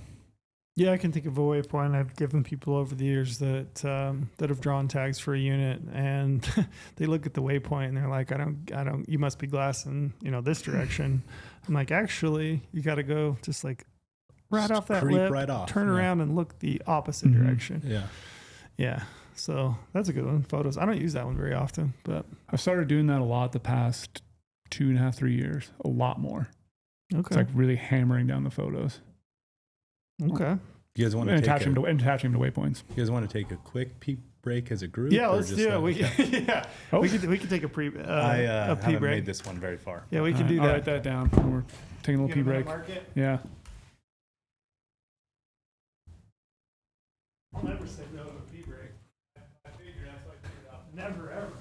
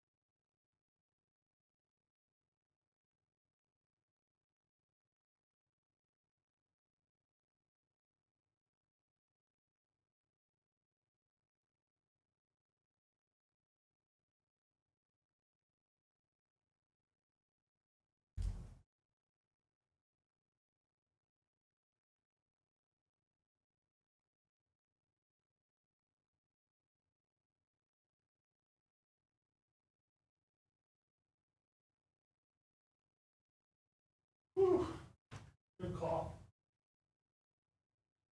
Figured Good call. the group. Good call. We got to make that a more norm instead of just like rushing off, Instead of just like holding it to the last possible moment where you're like, I might not make it. Yeah, and then just like rushing through the last little bit. Yeah. I was actually telling my wife this the other day. 'Cause we were at a kid's soccer game. She's like, oh, I gotta go pee. And I was like, she was pushing it. And I was like, I I don't ever remember in my life, but at least like once a week now, I almost pee my pants, which is pretty ridiculous. But As the older you get I don't know if closer it's to the peeing. older or what it is, if I'm just busy or what, but it's just like at least once a week, we're really pushing it right to the brink Yeah, in some situation. I was pushing it pretty close. Right there. Okay. Okay, we ready for the next question? Yep. That's how we're at. Okay. E-scouting. Is pressure or habitat more important for a second choice unit Colorado archery elk? But I think it's probably applicable to any easy to draw mule deer tag, antelope tag. I would say any easy to draw tag. Is hunting pressure or habitat more important in regards to like your scouting and your prep? It's a good question. It is, because they kind of go hand in hand. Yeah, I mean, find really good habitat that's away from the pressure. yeah, they are kind of like Yeah. tied to each other. Because pressure is going to be a big thing on any hunt. I mean, I've hunted. Any easy to draw tag. Yeah, Yeah, you're going there's to have pressure, which is be going to push the pressure. animals away. So if the habitat looks really good, but there's a ton of people there, obviously going to be harder to hunt. Or if you go back somewhere really far and there's no people, but there's no habitat, you're not going to find a lot of animals either. So Yeah. it's like that middle ground in between of where there's pressure and That's a where good there's still really question. good habitat, and how to work the two together and deal with pressure while on a hunt. Would you prioritize one over the other? If I would say pressure, to be Yeah. honest. Like I think maybe less so with mule deer, because I think mule deer, especially big mature bucks, like they can carve out a living in a small niche and they can just kind of go nocturnal and just tuck tight to super thick timber. I feel like elk will move. Like you bump an elk, or they smell you, see you, whatever it might be. Like they can just flat cover ground and move on. And I think in regards to like archery elk, where it's easy to draw, you're obviously talking high pressure. I would probably spend more time, to be honest. Like I would spend time on looking at habitat, because elk are big. They need water for sure. So water first and foremost every single day, especially when it's hot and they're rutting. Boy, I just said that like a true Southern Utah. Rutting. You did. You guys got a glimpse into my internal thoughts that are going on as I talk. But I would say I would spend as much time scouting pressure points. Yep. So like where are people going to be parking, hiking, where are the jump off points in relation to the best habitat. And I think that's probably well said. Try to find the best habitat that is the least pressured. I've often said, like when you're talking archery elk hunt, if you've got roads and trails that are on the ridge lines, a lot of those times those bulls will push into the bottom of the canyons. Like they'll find a niche down in a hole and hide from people. If you got roads and trails that are in the bottom of the canyons, they'll move up to the top to the timberline. They'll kind of just let pressure dictate where they are. Elk is a big animal. It can carve out a living in a lot of type of places. So as long as they got water, they can usually find feed and they'll move for it. So I guess in regards to this question, I would say I would spend as much time or more on thinking about the pressure. Yeah, probably go through it with a kind of broad stroke and find good habitat, and then prioritize. Okay, now where's the pressure going to sit? And you might be ending up hunting the worst looking habitat, but if that's the least amount of pressure, probably where you should go. Any difference in regard to mule deer, you think? No, I hate seeing people on hunt, so I try to get away from the pressure basically, and that's where I like to go. And you can see it every night when you're out hunting mule deer. You'll see like lights on camps that should not be back at their camp at this time of night, because people like to be close to roads. They like to be close to their camp, or they like to hike back early. So if you go further, then pressure wants to go. And people that's where I usually find animals. Get away from the crowds. So I feel like I'll push back on you a little bit, because I feel like that's a personal choice of how you like to hunt. It is, because there are some really big deer that get killed real close to roads that are just found a little hidey hole, right? Yeah. So I would say mule deer. I would say more habitat driven, like cover, hiding, feed, water, and above and beyond like security, but not necessarily like security from a lot of people. Because like you can be a lot of people in and around a big buck. And if they have a hole, and they figured out how to use the landscape, like they can avoid pressure. We've all told stories of personal experiences watching a mature mule deer just lay down or hide away from people. We're back on glass somewhere. We all have a story like that. There is a lot of pressure, but they just have it figured out. They lay down, they Yeah. or in a wash, and hunters are close. They just have no idea they're there. Mm-hmm. Yeah, I actually think big mule deer, I think they have real small home ranges. Yeah. Mm-hmm. Relatively small. And I think they've learned to use that, whether it's at night only, like that they're up and moving, or they just know how to move when they feel a little bit of pressure. Like, Yeah. oh, I know this little nook that's not that far away that I can tuck myself into and hide and still got some feed. I can nip out in the evening for water at dark. But I say dealing with people. I hate dealing with the rush of like, oh, it's 3 minutes into first light. If you're not killing your deer right now, someone else is going to spook it. And then the next day you have to wait and redo it again. And like that whole stressful thing, I just hate dealing with people because it just never ends up working out very well. Yeah. People's tensions get high. People it's more competition. You're trying to do things. That's an experience thing though, right? Yeah. Some people don't mind it. That's where the Hulk comes out for trail. Starts hulking. I don't on like people. that either, to be honest. It's not my jam, but I definitely know individuals that I wouldn't say that they prefer it, but they definitely don't mind it. They don't mind staking their claim to an area. They don't mind staking their claim and playing, playing that game. Yeah, playing that game. They don't mind it at all. I think there's some people that get used to it, I guess. But we're going to stay in the same vein. So the next question, e-scouting tips for archery elk. So let's dive into a little bit more. If you are e-scouting for archery elk, as far as like actual habitats, we brought up habitat before. Like, what are you spending your time looking for? Mosaic and edge habitat. Yeah, mosaic edge, burns. Burns for sure. I put a lot of interest. That's why if you can find a burn with live edge in mosaic, like you're in the money right there. Yep. I would say like the most standard answers for archery elk, you're looking at, big northwest, northeast facing slope that have got some shade. They're timbered. If they've got some benches that are kind of incorporated into that topography with some water, good bedding areas, obviously on those benches. Slope, I would say, you're going to be anywhere from like that 0 to maybe 20 degree, 25 degree. You get above and beyond that, super steep. I mean, they'll go up into it, but they're probably not spending the bulk of their day up in it. Yeah. What's Treeline Pursuits say?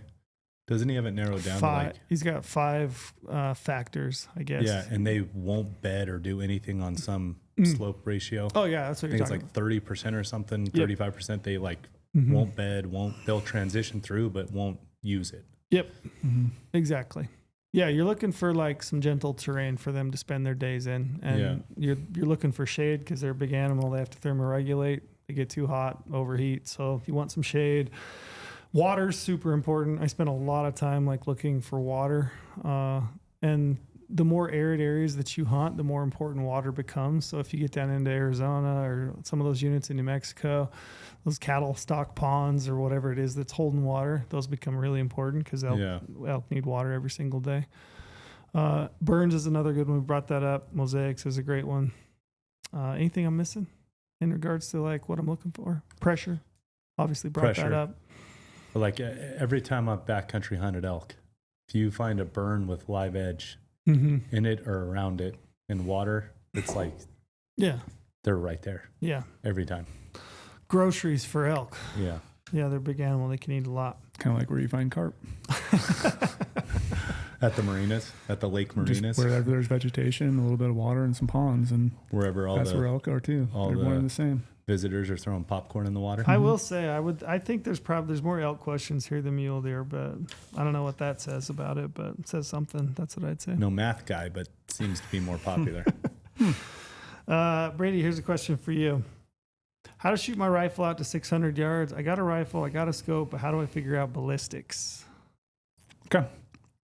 Couple easy things here. This could have been me asking this question. It is. Yeah. Say, can't wait to hear the answer. You're taking your kid out. I'm going to learn something so you can do the same thing. One, the probably easiest way to do it is get a ballistics app on your phone. Okay, you don't have to go out and build all these dope charts yourself anymore. Ballistics apps are going to be a huge help to try to do that. Usually it's just entering all your rifle data, rifle twist, bullet weight, feet per second that you're shooting, and then enter all that stuff in there. Some good ones I have is Applied Ballistics. They have a new one called their AB Quantum app. It's a really good app to enter all your ballistics data into. I have Kestrel Link Ballistics on my phone as well. That syncs to my Kestrel, but I can build all that ballistics data in there. And then also, if you have any sort of rangefinder, like you can use like, Vortex's, SIG's app, or even like Revic. They have a really good ballistics app as well, but just get a ballistics app that pairs with your rangefinder. The one I use is just a SIG BDX app on my phone. So I can enter in all my gun profiles, all that data, and get actual, real-time dope Can I charts ask to you shoot. a genuine question or genuine question? As Genuine. Troy would say, No. as the singer or the rapper, Genuine. Genuine. I need a chronograph for sure, or can I just take the bullet box data? You can take the bullet box data, but don't take that as fact. So what I would do, Chronograph is if it said like, it's 2,900 feet per second, and you go and shoot, I would go really long distance, because that way it's trues your data a little bit more, and then see if you're high or low. Work it back, yeah. Work it back. Yeah. So if you're hitting high or low, that'll depend on how you adjust that feet per second then in your ballistics app. Got it. So if you're shooting high, total you speed sense. it up. You're shooting low, slow it down Until you get it nail to the it. right spot. Yeah. And So so you don't need a you chronograph. technically don't need one. It'd be great to have one to see if your ammo, if you're shooting factory ammo, if your ammo is actually pretty consistent. But if you can just eliminate that variable, let's say it was just perfect, we don't need a chronograph to build the dope chart by any means. It just helps, and it's kind of convenient to. You just add like 10 feet a second. Yeah, 20 feet because a second. even when I go out there and shoot all the time with my Garmin chronograph, I'm not taking that as face value either. I'm still still going out true and it up. truing it at long Yeah. distance, and then fudging that feet per second number all the way back, and then cross-referencing all that data as I come back. So they're nice to have, but not needed. So you can save yourself a bunch of money, and Good to maybe know. instead of buying a chronograph, you that? buy a wind meter. No. I mean, kind of, but no. Kind of, yeah. Yeah, I've built dope charts with programs like you're talking about. Mhm. There's a number of them online. You have to go through and find some various specs to put in it, Mhm. right? Like Yep. your elevation, your humidity. What else do you got in that Scope thing? height, right? Yeah, Yeah, Is you that a got, scope big height. one? you got scope height, you got your barrel twist, which you can usually figure out on your rifle or look up your rifle data. The feet per second, what type of bullet you're shooting, all that stuff will go Your into ballistic it. If you're coefficient, what type of something or other. Yeah. yeah. That's why I really like applied ballistics stuff. If you're gonna look at getting a system, I think applied ballistics, in my personal biased opinion, because I just think they're the best at what they do, because that's all I do is ballistics data. Anything with applied ballistics name on it is. That's why I like you can having trust it. Brady in the office. Mm-hmm. Hey, Brady, can you go shoot my gun on the weekend? Just make sure it's dialed. Yeah, I'll go out there and I'll get a chart built up Yeah. on the app and then send It's you a all the real- data. It's a real weapon to have. Yeah. Yeah. I have built them just off the things that I can pull from Google, and then Mhm. just the ballistics that are on the box of the ammunition that I've got factory, and built a chart, and it's been close-ish. Yeah. I wouldn't say that it's not as dialed in as I would like it to be, but it's close. Yeah. Yeah, so here's just the quick things, just to go through bullet diameter, bullet weight, bullet length, ballistic coefficient, muzzle velocity, twist rate, twist direction, and zero range. And you pretty much, in sight height, you get all that basic information right there. You can build a dope chart in Yeah. 2 seconds on one of these apps. And you can pretty much build all that from just searches, right? Yeah. There's plenty of ones online. I like doing some of these ones that I have to pay for because they get a little more geeky, but you definitely don't need it. There's a lot of free ones out there too. Mhm. Even on the phone app you can have, or you can get one probably on the web and just like compare your stuff. You just want to like, hey, I want to go out and shoot 800 yards today in practice. And you could probably get a dope thing built on the internet for free and just go try it out. Cool. But verify. Cool. We'll hit you with another rifle question. I think this is an interesting question. Again, I could echo these questions. Yeah. So, rifle question: on a budget for a new rifle, $2,000 ish total for glass and gun. More money on glass, more money on gun. I would suggest more money on gun rather than glass. Reason being, there's a lot of great glass out there, and I don't think you need the best of the best glass. If you're on a budget already, you're gonna should have distance restrictions on yourself, because you realize you're not going to probably be spending a ton of money on this. But like the rifle is going to be your foundation for everything. It's going to be your platform. It's going to have the stock, your trigger, action, barrel, all that stuff. So you want it slightly quality there. And like I've gotten by for years. I keep people ask me all the questions. Why aren't you shooting a Night Force? Why aren't you shooting a Swarovski rifle scope? Because the one I have works. Like I don't need the best optical glass in my rifle scope. I'm not glassing through it like Trail did in 1940s. I'm actually just using features. As long as the rifle scope tracks really well and can hold a 0, and there's actually is really low budget options that can do both of those. Yeah, they're not going to be the fanciest. They're not going to have, maybe a lot of turrets on there, but they just hold a 0 and you can shoot out a little bit of distance. I think you can get by just putting a little bit more money towards a rifle. And then later on, if you do come across a little bit more money, you can upgrade your rifle scope a lot easier than you can upgrade your rifle. So, yeah, that's a good point. A good point. Very good point. That's probably what I would do. Start with the rifle first, and then whatever cheap rifle scope you want to put on there, test it out. And as you advance your skills, then you can get something fancier and fancier. But you can get by with any rifle in the market right now is a really good rifle for the money. Mm-hmm. I mean, plugged Browning, but like I pick up a Browning there, you can get some for less than $900. Right. And all stocks are great, rifles are great, or the barrels are great, everything about them, and just slap any scope on there and practice. You nailed that one. Yeah, Did I agree. Yeah, Totally I agree with you. I'm Yeah. always looking for some reason to be a contrarian, but you got that one. I completely agree with felt you. like- Hold 0 and Yeah, so tracks, if all that's holds it. 0 and you got good rings, yeah.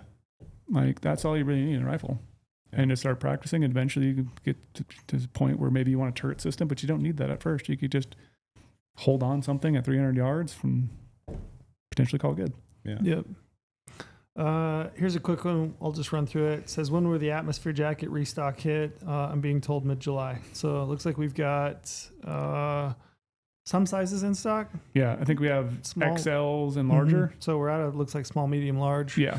It looks like we're going to have a big shipment hitting like mid-July. So I would Yeah. think Yeah. like after that 4th of July weekend that We sold out of larges in like a day and a half. yeah. Crazy. Didn't see that coming. Yeah. That's our fault. Our sizing Yep. bell curve. We didn't realize there was that many larges. Yep. So mid-July. That's a quick hitter. Here's more of a philosophical. Well, I don't know if it's philosophical, but it's interesting to consider, which is why I grabbed this one. How is AI going to impact the hunting industry in the Ooh. future? Big time. How so? What are your thoughts?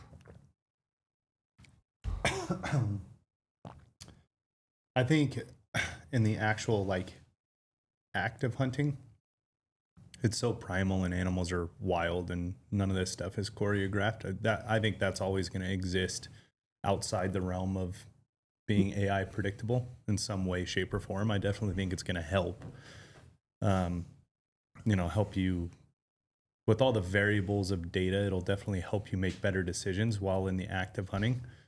But right, like weather, temperature, Yep. all these things, I could see it helping in the act of hunting that way, but it's still so primal at the end of the day and everything's wild. I don't know. Where I really see it helping though is a hunter's life before stepping foot in the field. Like every single thing you can think of right before you take that first step out of your truck, I think AI has the potential to take over all aspects of that. I'm leaving it broad because we obviously have a strategy. Sure. But it's going to completely rework our lives until the first footstep out of the truck. Mm-hmm. Yeah. Every aspect, right? If you want to know how to sight your pins in on a bow or design a strength training program for me to get the best shape for this mule deer hunt in this area, given this topography. And our strategy is broad, right? I genuinely think it has the capabilities of every single aspect of hunting before you are actually out there behind a pair of binoculars. Yeah. Yeah. And I don't know. I don't know where it's going to go. I think I agree with you. Like I think that the actual act of hunting, being out in the field, there's probably some potential for some things that I haven't even thought about. But I think the actual act of hunting, stalking, executing a shot. It's still so. Yeah, it still is always. I think it's always So going to wild. be. Yeah, is what it is. It's going to be situational. Yeah. I think it can help you read data better, which would help you make decisions better. But at the end of the day, you're still going to have to pay attention to wind, temperature, thermals, body language of the animal. All that stuff. And AI can't do that. Have you guys been getting just like absolutely inundated on social media with like all these, like Bible, like, have you seen these? Mm-mm. So they've like taken I live in AI, so AI film, right? So like reels or stories. Yeah. And they've taken like Bible characters and they're doing like selfie style vlogs. And they're like, oh, hey, Moses here, just about to part the sea or whatever. And like they talk through the whole thing. And then there's a whole series of like Bigfoot and a Yeti. And sometimes they're in them together talking to each other. Mm-hmm. Like it seemed like that hit in a week. Yeah. Like I didn't really I saw some that I was like, oh yeah, that's AI. And then all of a sudden, like in the last week, there's just billions. Like you can scroll through your reels or whatever, and it's just like AI Yeti, and they're so realistic. It's crazy. It's gotten insane. It's gotten really crazy really fast. Yeah. Yeah. Do you ever, I was thinking about it, but the reason I brought it up, I was like, oh, I wonder what like an AI hunt film, would look like. And it just wouldn't hold the same weight because it's not real, right? Mm-hmm. I think in the back of my mind, I would be like, oh, that didn't really happen. It doesn't mean anything to me. Yeah. Because it's so real. Some of them look incredible. Well, I'm saying because hunting is so real. Yeah. Like you can't quite, like AI, I don't think can ever solve for like those just real visceral experiences and things happening. Yeah. Yeah. I don't know. Brady, anything AI? Yeah, I don't know. It's just AI Brady. I see it in all these other industries and I worry for them about it. Cause like you're saying, like the film stuff, like movies and all that, like photography, like it's kind of changing the game really fast there and like making really creative people, have a difficult time with things. Kind of like, obsolete. Yeah. It's kind of, like, do you need to go take that photo, or you can be like, hey, AI, create me that photo really quickly. It's like, that those people who used to be creative I feel for them. But like, I'm trying to think of it, like, would anyone ever use AI to like gather, the wrong type of fame or thing in the hunting industry? Like, hey, there's all these trail camera videos or digiscope footage of this big giant buck I found, like trying to like give clout to themselves, like, or throw somebody off, or fake videos, or throw something off, or there's always been Photoshop, and people have Photoshop, trophy photos. How stupid that is, but like they've done it. Like, is that going to become a thing where more of those photos are fake and people try to fake kills or fake something else? Like, I don't know what they would do, but like I just think of like what could be put in that's like going to be bad or something we have to look out for in the future. But yeah, my head goes to probably like Lorenzo spoke to, is just that the planning process. So incorporating all those things, that the learning curve could be pretty steep or has been pretty steep, understanding all the various states draw systems and how everything works, and planning a hunt and what to look for and where, like all that I think can be incorporated into that. Yes. Yeah. That is for sure. Mm-hmm. Like absolute for sure. I will say, I'm just going to throw this in. AI is pretty good, but it's not foolproof. No, definitely So not. I've been writing articles. I wrote a big one for Brady on bow tuning, and for kicks and giggles, I ran a lot of my thoughts through ChatGPT just to double check. Mm-hmm. And what it spit out is not always right. Like it basically scrubs the internet, and it pulls a lot of information from a lot of different sources, I'm assuming, and it's not foolproof by any means. Yeah. So I wouldn't take it for the gospel. At least for the next 12 months. For the next 12 months or week. Yeah, or at the rate it's going next At the rate week. it's going. Interesting question. Next question. This is from Dylan Kelly, 71. I picked this question, and I don't know if I'm going to hit the intent that he was looking for, but we'll see what we get out of it. So this guy says, new hunter, wife just had our first kid. So brand new baby. Any advice for this upcoming hunting season? So there's a couple things in there. One, he's a new hunter. Two, brand new baby. Where's your head go?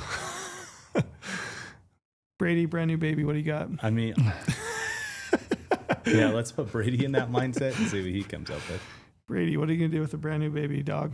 I'm going to find a way to get a trailer and pull by my truck and take the family on some easy to go hunting trips out west, some antelope hunts. Cart the baby with you? Cart the baby with me, yeah. That way you can not miss anything of your child's life, but also still hunt and be at the family at the same time. I think that's a win-win-win. Just be upset that you have a new baby with you when you're hunting? Yeah. No, Crying because while you you're can trying just to make leave the in the morning stock. for a little bit, come back, hang out all day under the shade, take the kid out, I'd say that. I'm joking. But what do you think, Lorenzo? New father? New father and new hunter. New hunter. How new is the baby? Does it say? Nope. All right. It did. I think it said just had our first kid. Okay. I would hunt as much as humanly possible this year. Like I wouldn't even. I would be the absolute best version of myself in support and care and like all the fatherly aspects of that kid and my wife specifically. Like during this time, like I would be there doing it, pulling as much weight as I possibly could when I'm home. But the potato stage of a baby you cannot do what the mom does. Mm-hmm. Like you just can't do it. And you can support her. You can support as to the best of your abilities, but you're still not going to make that big of a difference. And obviously it goes without saying, don't miss anything of your kids' life. You know what I mean? If they're being baptized, if they're close to taking their first steps, so like those variables will pressure in on a decision to go hunting. But man, being through this twice now, first 6 months, 8 months, like I would hunt as much as humanly possible because I'm telling you what is coming. Right. The older they get. School, sports, that is the damper on hunting. Like unequivocally, I've lived it. My kid just turned 6. Like the first 2 years of his life was no big deal. Like no big deal. I mean, obviously I made sure I was there for baptisms and birthdays and would never miss any of that for the world. Like would not do it. But man, when they're just sitting in a swing chair, listening to, what do you call it? Like the kid, what are those kid baby carols called? Whatever they're called. Yeah. Nurseries and all that stuff. Man, there's a lot of downtime. A lot of downtime. Yeah. I don't know. This is going to be a situation where I sound bad there, by the way? No, you sound great. You sound what you said. Just I would hunt as much as humanly possible that first year. This is probably a situation where I'm going to say, do as I say, not as I've done. Yeah. For me, because I don't think I'm that good at this. The advice I would give was try to do everything that you possibly can prior to leaving to shore up the home life, that it's as smooth as it can possibly be for your wife and your new child. So, if you got family close, if you can get a break for her every now and then to like get out, do something kind of on her. Support. Support. Yeah. Any kind of day-to-day stressors that you can take off their plate, make sure your bills are paid and shored up so that your finances are good to go. So she doesn't have to think about finances. If she needs new tires on her car so that she's not getting I'm speaking from experience right here. And I'm telling you, like, I don't do these things and I wished I had, because inevitably she got a flat with a baby. This is a running joke. Yeah. My wife, in the middle of summer. My wife only gets flats when I'm hunting. Yeah. Only. So if I had a little bit more foresight and I was, replacing her tires prior to the fall, and I know I'm going to be gone for 10-day stretches at a time, it would be a much better experience for her and me when I get home. Yeah. So those kinds of things, I would just, make a list. Anything that is normally your job, the lawn mowing, yard care, make sure that's lined out, done and dusted, so that when you get home, she's not upset with you. Yeah. And then, when you said hunt as much as you possibly can, where my head goes to is, man, it sucks. I sound like such an asshole when I say this, but I think you kind of need to still pursue like your own personal goals and objectives and dreams. We've talked about this before, but I debate internally a lot about it, like whether it's better for me to like go out and chase these dreams, these hunts that I've dreamed about and done, or whether it's better for me to be there and home. And I think it's good to set an example.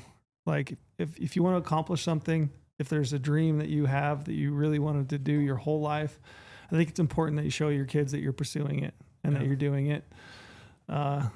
We've talked about it before, but it always will come with, it's a double-edged sword, right? No question. You're always going to internally have that debate. And I fully agree with that. And I'm just, the simplicity in this answer as well is it's only going to get harder as the kid gets older. I know it's like, it seems insane to say when it's your first kid because everything's probably so hard, but man, the time to get away and chase those personal dreams and goals, and it only gets harder. Yeah. The other thing along with that is I think as hard as it is to be gone for long stretches of time, I think it's good to set an expectation of what this thing is and what it means to you. Yeah. Going forward. That's a good point. And it may be a make or break.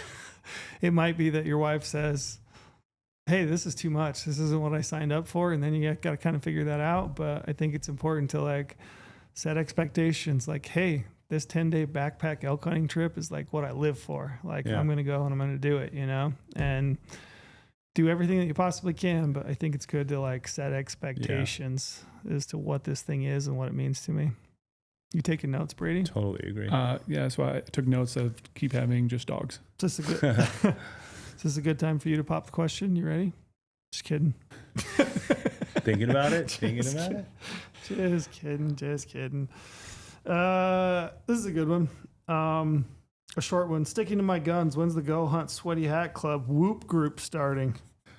Yeah, I think it's very soon. Yeah, we had the same question about the, obviously Sweaty Hat Club, that's coming.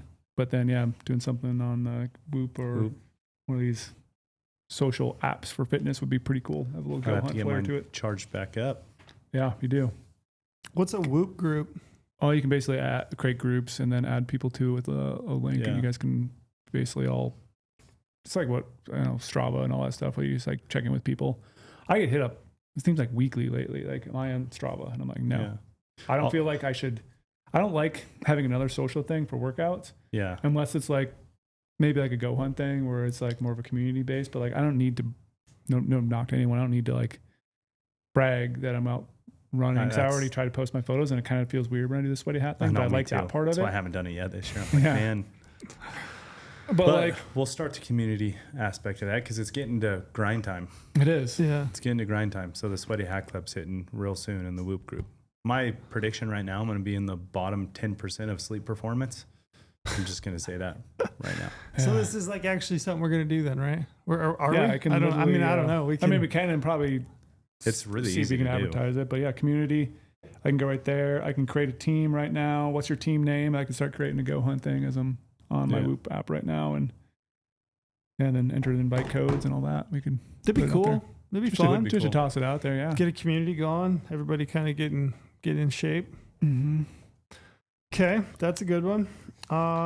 We'll do some gear ones real quick. So, what are important considerations when comparing bino harnesses? Like, what are the features about the bino harnesses that you guys use that are the reason that you use them? Comfort for me is like the only one. Okay. Bells and whistles are a secondary. Comfort, man, that thing's strapped onto you for 15 straight days. Yeah. Yeah. What makes anything that jumps to mind when you think about comfort? Just the way it fits the body, like how the straps. Yeah, like I'm a wider build, so like I like the bigger webbing in the back, so the angle that the straps are coming over and under my shoulders are nice and doesn't bother me, and where I don't notice it, because the real small backing, like the real small webbing in the back, I can feel it like digging into my lats. Hate that feeling. Yeah, I've had some before back in the day that also were too thick on top of the webbing. Like they have I don't know what kind of cordage you're using, but like then you throw a backpack on top of it. And it feels weird. And you're feeling your bino harness straps underneath your backpack straps, which should not be a thing. Yeah. Like minimalist, but also like you're saying comfortable. So like the back whole thing. I do like them go back and forth. There's really nice feature, like having a minimalist bino harness is really nice, but having the ability to add accessories if you want to. Oh yeah. So I don't want a bino harness that starts big. Ability. Yeah. But I want to be able to add it if I want where you want it. But I don't want to have something that starts big and bulky. Yeah. If that makes any sense. Yes. Because like there's certain things I like to be able to put a rangefinder thing, but some of these rangefinder places where bino harnesses have it, they move around a lot, or have a modularity where I could put it on the strap, or I could maybe put it on the side of the harness. Like that's pretty cool. Yeah. I would say for me, I have a few. One, I have to be able to get my binoculars in and out of the harness with one hand. Yes. Yep. So I have to very easily pull the thing out to my eyes, put it back in. So And without having to like look or look down or it's like second nature. Just grab it. Yeah, with one hand, and that's opening the lid. So the lid's got to be forward opening, if you will. Yep. The magnet feature, I hear people debate like whether or not it's too loud or too noisy. I've never really noticed any issue. I like the magnets at the bottom because it holds. So the marsupial is the one I'm talking about. It'll hold the lid open, and with that lid open, my binos stay in the harness, and I can pull them in and out with one hand when I'm making like my final approach. So front opening lid stays open. One hand operation's a big one for me. The other one is I like those things fully enclosed because I just like to keep as much dust and dirt and debris out of them. As far as features go, absolute yes on both of those. Yep.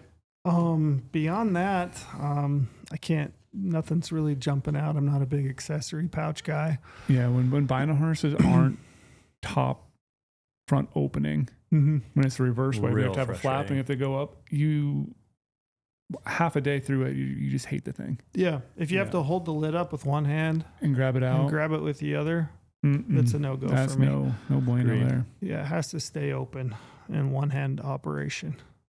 Okay. Other than that, though, that's pretty much it. Not really materials, don't really matter for the most part. I'm not looking at that. It'd be nice if it was quiet, but I think it being quiet sometimes on the inside to protect my optics. I don't want to, throw it in there and then the bottom objective part of my glass is getting like hit by hard stitching or something like that. So as long as that's kind of smooth over, which most of them are, but the bottom, I will say sure, but I do get a little bit perturbed when your binos, right? Some of your binos, another great word. Yeah, some of your binos have texture to them, right? It's like a matte finish, and if the inside of the harness is too soft on the upper part, or if it's like felty and it like kind of binds with grippy.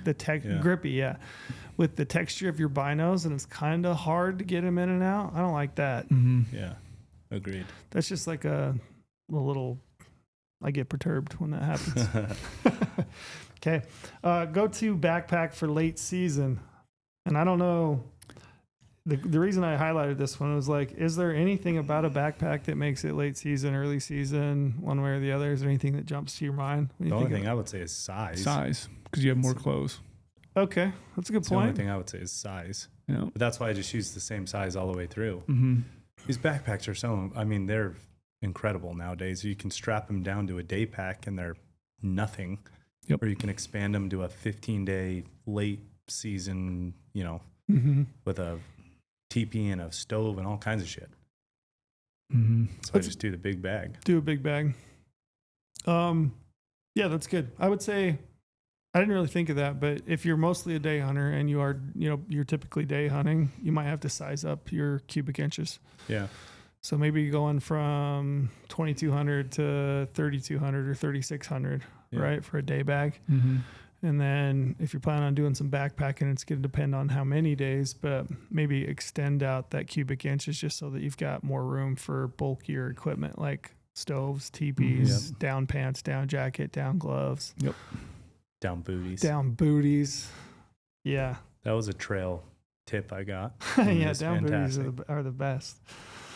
Okay, here's another gear one. Do you use a 0-degree bag, sleeping bag, if you're hunting in a teepee with a stove, Brady? No.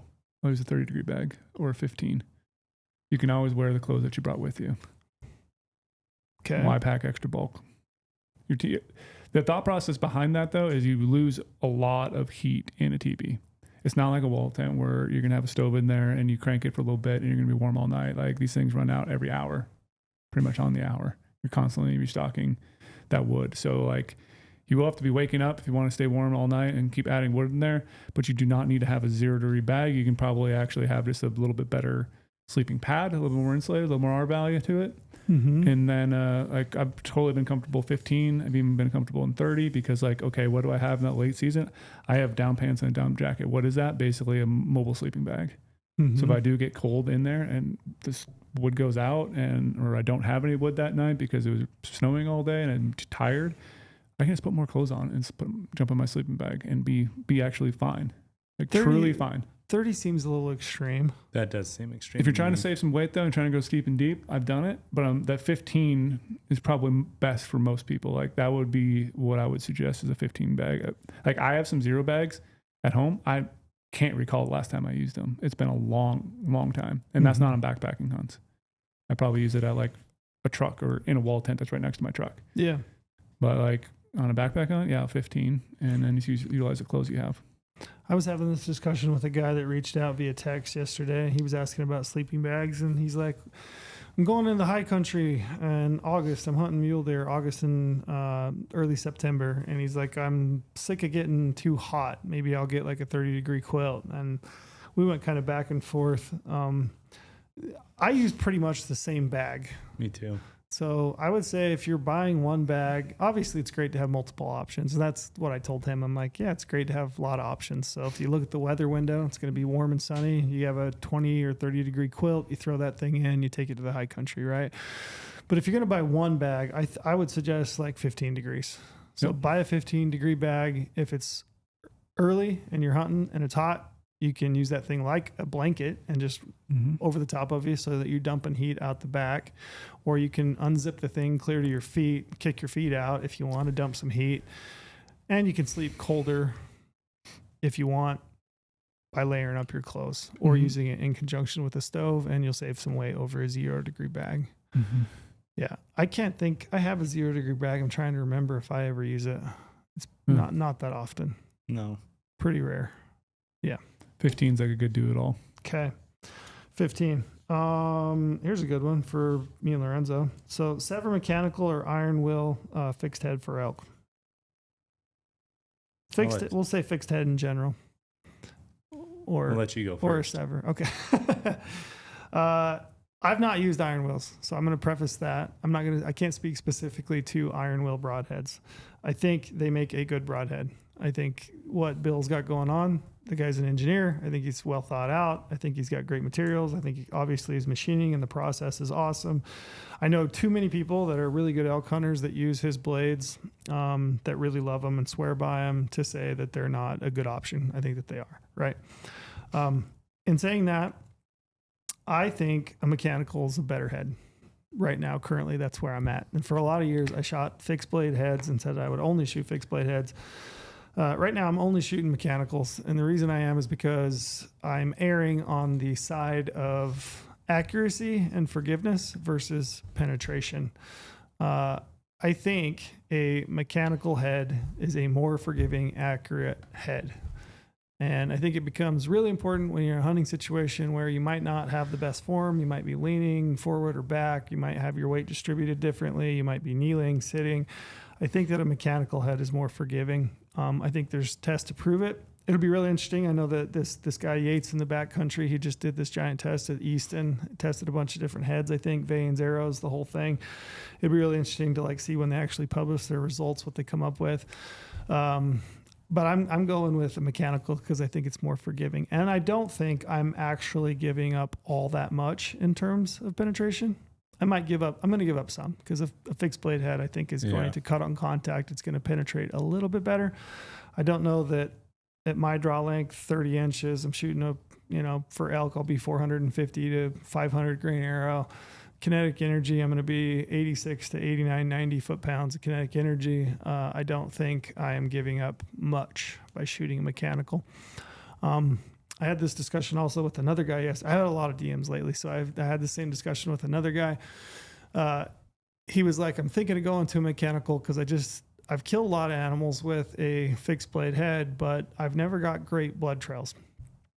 That's the same experience I've had. I've also had blood trails with mechanicals that weren't that great. Okay. But here's the deal. I've had more good blood trails with a mechanical than I've had good blood trails with a fixed blade. So it's just like flipped. I've had a few with a fixed blade that were pretty good, very few that were great. With a mechanical, I've had a lot that were great, very few that were poor blood trails or no blood. So to me, more accurate, more forgiving, better blood trails, maybe a slight difference in penetration, but that's where my head's at. See, that's why I let you go first. Any? I've only killed with the G5 Montec. Sure. You and I had the conversation. You ran me through all these things. I started shooting a mechanical, practicing going into this last season. But I mean, I killed a spike, which was great, but Mhm. like wasn't, It's pretty accurate. it was extremely accurate. That is for sure. Right. It was a good extremely shot. accurate. So yeah, that's where I've started to err with you and having those conversations with you is, 80 plus pound bow and Mhm. 30-inch draw and shooting a 505 arrow at 300 FPS. Like, Yep. why not? Why not err on the side of Mhm. accuracy? And that's where I'm at now too. I've only ever killed with a G5 Montec. I've killed, not to sound like a dick, but a lot of animals with a bow. Yeah. I've just had a lot of opportunity. I'll Mhm. just, it's not like I'm a great hunter by any means. I've had a lot of opportunity with a bow in my hand. And I've only ever killed with that. Yeah. Blood trails, I've never had just A like great blood trail. walk the blood trail. Yeah. Never had that. Omar killed his buck with a Sever this year in Nevada when I was helping him. Dude, that blood trail, you didn't even need to look down. Like literally didn't even need to look down Yeah. in the dark. Like it was just painted. Yeah. Like, there we go. Okay, we're going this way. Yeah. Like, didn't even have to think about it. And that was awesome. That was very different than all the blood trails I've ever had. Yeah. So yeah, that's why I've switched to Sever.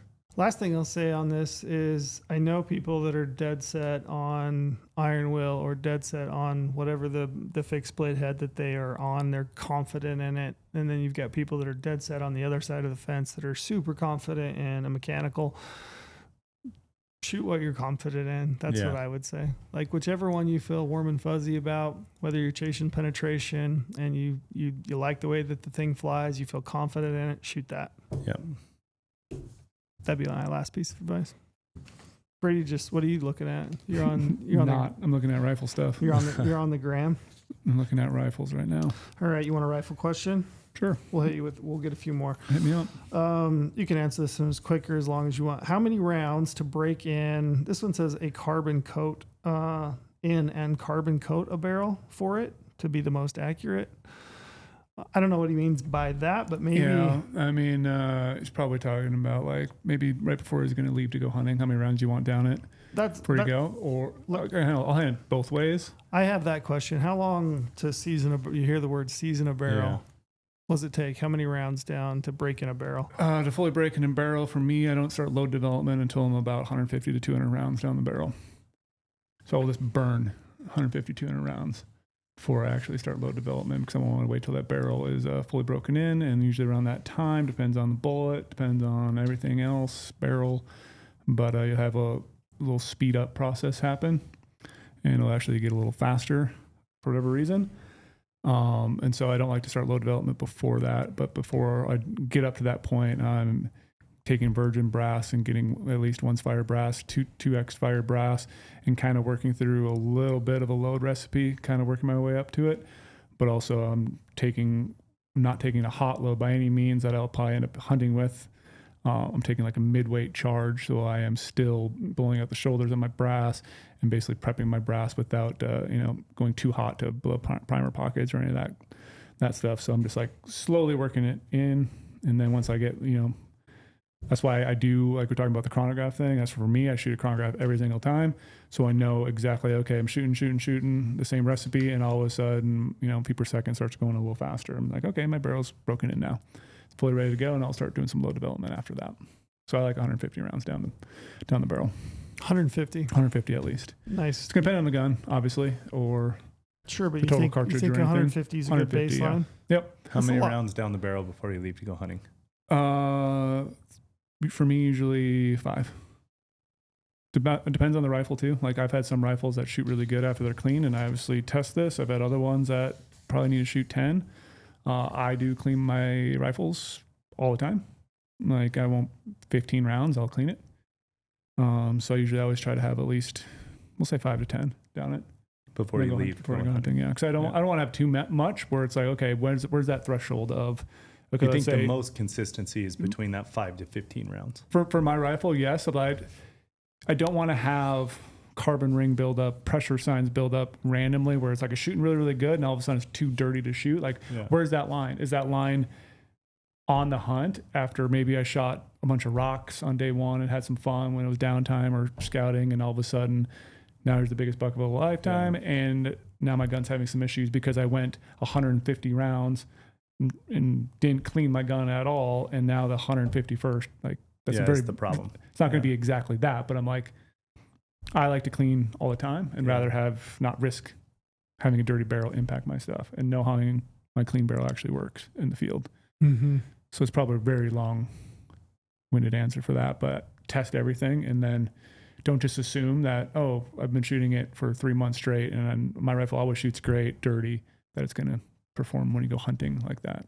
It's going to take me like 20 years to season my barrel at that rate, 150 As rounds. he was talking about that, I'm like, I was like, shit, by the time I'm 70, it should be broken in. I'm like maybe half a box to a box, just like getting to know the gun and then like clean it and then 3 rounds and then go hunting. Yeah, that's way more than I thought. Why I'm really geeky though, and I write down every time I shoot. Like I know how many rounds every single one of my gun is put down it. Well, and they're all written down in a book. I have a separate book for every single rifle, all the things I've done to it, all the loads I've done to it. Just so I know, just so I'm collecting data and know where it shoots, how it shoots when it's clean, how it shoots when it's 5 aggressive. rounds in, 10 rounds in. That is aggressive. I mean, it's just, if you think about it though, what do you do with your bow to make it really accurate? You're literally trying to make every single piece Not of that. Still working on that. but you're making all your arrows the same. Yeah, I know. No, I hear you. It's the same vein. Ooh, look at that. Same vein, but not Arrow vein. air vein. Oh, I see what you did. Yeah, see what I did there? I mean, I call it a fletching, but go ahead. Just kidding. Just kidding. But yeah, it's just like how geeky do you want to go and what your accuracy level and demands are. Like if you're only shooting 200 yards, sure, you can probably shoot the hell out of your gun and it'll still probably hit 200 yards to kill a deer. But like, I want perfection. I want one shot kill an animal. It doesn't always work that way, but I want confidence in it. Yeah, that makes sense. Okay, I'm gonna run through a couple quick ones. Maybe this guy, he says, command a shot if you can, or focus on what everyone else says and do a surprise shot. So I will say, command the shot if you can.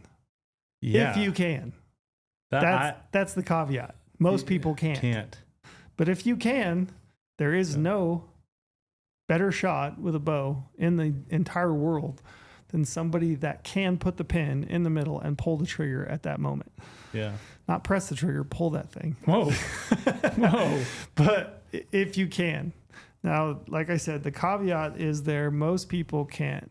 You can do it for a while. You see it quite a bit. Myself, I could do it for a long time. Good shot, command shot, pull the trigger when the pin was in the middle. Ultimately, it just led me to like some bad habits, target panic, and then I've kind of had to work. And I wouldn't say it's necessarily a surprise at this point.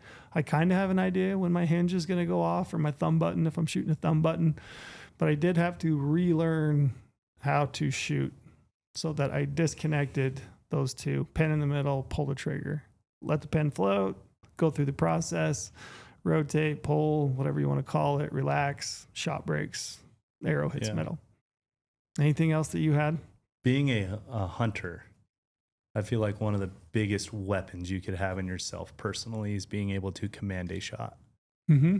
Like in hunting, just because, I mean, when that shot is there and that bull is standing between the 2 trees that you have a shooting lane and you can get that arrow to, you can command exactly when that is going off. I think that is a huge weapon to have as a hunter. For sure. Not going to be the best shooter. Definitely not going to be winning 3D tournaments. You might be if you can. If you can, like absolutely perfectly. Mm-hmm. But if you can command a shot and you're shooting 8-inch groups and you're elk hunting, like if you can command an 8-inch group no matter what, then that is a huge weapon to have.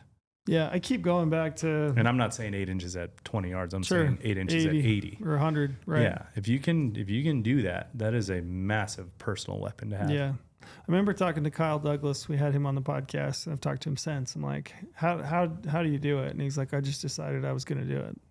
He's like, he did the whole thing. Like he's been the same process that everybody that's been in archery long enough has had.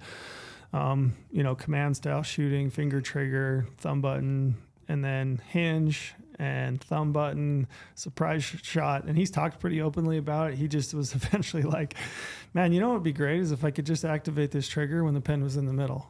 And he was like, I just decided I was going to do it. Like, I'm going to do it. And he's the best in the world at it. Yeah, him, Jimmy Lutz, same thing. Those guys are command shooters. Like if you watch Jimmy didn't win the Lancaster Classic, but if you watch him shoot prior to that, like I think he was second, but that guy was literally putting the same arrow in the same hole, arrow after arrow after arrow after arrow, and he's shooting a trigger release, index finger, and he's punching. And I don't know how to do it because I've tried. I've been like, oh, Kyle does it. I'm going to decide to do it. I'm going to go out and I'm going to trigger punch the shit out of it when the pin's in the middle. And I can do it for a few, but I can't do it consistently. So yeah, I don't know. If you can make up your mind and you're that mentally strong and capable and you have that type of personality, can do it, I'd say do that. Yeah. I'm confident in my commanding a shot. I don't shoot like you though. You know, I don't shoot as much as you. I don't shoot tournaments. I don't any of that. Sure. But I feel very confident in hitting a white paper plate on a commanded shot. Mm-hmm. Yeah. Not an X, not the same hole. Right. But a white paper plate at 80 yards. And I feel very confident. Yeah. Yeah. It's that's an interesting one. It is. Yeah. You got to know yourself, right? It's who you are and what you're. And honestly, I feel like, not to get in the weeds, but I also feel like it's situational. Sure. Like sometimes I feel super confident in it, and other times I feel like I'm just can't make the shot, so I don't take it. Mm-hmm. And it's hard to explain why. Maybe it's a side hill. Maybe it's too chaotic, too much movement. Things aren't calm enough for me to be able to command it. So like the commanding gets more aggressive than actual yep, okay now. Yeah, maybe the answer to this question is depends on who you are and what you're capable of. Yeah. I feel confident in a calm commanded shot. When things are chaotic, that's when I lose my confidence. Right. Yeah. I'm going to answer this one. So this says, Trell gave us a testimonial about how his Easton 5.0s tested were flying great. Then he said he's going to use the Victory HLRs. Why? Toughness. You said that. Right? What's that? Do I recall that correctly? Because of toughness. Toughness is definitely one part of it. Yeah. Like I don't think that the 5.0s are the most durable tough arrow I've ever shot by any means. The reason I want to answer this is so the 5.0s and a 300 spine, even though they spine out, they fly well, they paper tune great, they bear shaft tune great. They're only 420 grains, which I don't think is necessarily a bad thing for hunting deer and antelope, maybe elk, maybe. I don't think it's terrible, but they're probably not quite as durable as I would like, and they're probably not quite as heavy as I would want. The reason I'm going to try the HLRs out is because I can shoot a 250 spine with a 75 grain insert to weaken that spine and get those to tune out while getting an arrow that's going to weigh closer to what I would like for an elk hunting arrow, which is about 462 grains. Yeah. So that's why. Yeah. Spine. And if you want to know more, you can read this article that I just did for Brady, where I talk about spine and arrows and picking arrows and how you can manipulate spine by the length of the arrow or the insert weight or the point weight or the vein weight, or there's all these different things that you can do to manipulate the spine of an arrow to get it to spine out for what you're looking for. You just said vein, and earlier you said you call it a fletching. I know. I only said that to be a dick too. Yeah, just TV shit. Sorry about that. All right, couple more. And I will say we have a pile of other questions that we didn't get to. Apologize if we didn't get to your question. Maybe we'll try to hit it in a different episode. But we'll hit a couple more. I have one I want to conclude with here. I'll hit that one here in a minute. But I thought this one was interesting. So this guy says, besides the obvious, what are some pros and cons of solo versus group hunting or with a partner? It's an easy one. Solo, you get to do your own thing, and nobody's ever going to waver you from your gut feel and thought and your immediate reactions. And, you don't have that team mentality of having to bounce things off of people to get you think differently. Mm-hmm. So you get to just stay on your path and go. And there's a lot to be said in that and the positives that can come from it. The downside, though, is that camaraderie and teamwork and doing something together, common goal, shared experience, which there's a shitload of positive in that too. Yeah. I would say solo. I mean, you're packing out an animal whole when you kill By one, yourself. which absolutely sucks. The other major downfall I would say to solo hunting is it's a lot easier to talk yourself off the hill by yourself when you've been alone in the backcountry for 4 or 5 True. days and it's not going your way. It's a lot easier to go home when you're by yourself because you don't have to answer to anybody. Whereas if you got a buddy that's going to hold you accountable, you're like, hey, let's just stick it out. Let's do it. You got some, you got that camaraderie, right? That banter at camp, the good times that you don't necessarily really have when you're on your own. I think it's a lot harder mentally to be alone for a lot of days. For sure. The only advantage I can actually see to solo hunting is what you said, is that you go with your gut. Your actions never are wavered. Your actions are your actions. I think I'm a lot more quick to be reactive to a situation when I'm solo versus with a group. Yeah, the one benefit of a group too, if you're heading with a buddy, 4 eyes are better than 2. Trying to glass up animals. Oh yeah, collar. Having a collar is Why'd you sick. instantly switch it to elk? I was talking about mule deer, and instantly you cut me off and go right 80, to 100 elk. yards up the hill. It's a great thing. Yeah, when you're in the gun, you're on a mule deer. You have your buddy call out the range. Calling, that what you meant? Yeah, that's Calling what I the meant. range? Call Okay. out the range. Yeah. Is I that gotcha. is that what you were thinking? No, No, glassing giants. glassing. You can split up a little bit. I'll look at this canyon, you look at that canyon, or we both look at this area. Try to go through it really quickly. Country. You can cover a lot more country with 2 people than you can with 1. Yeah, And then you both probably can be successful. You can maybe find 2 really good bucks. you can steal your buddy's food. Yeah. You can steal your buddy's food. Yep.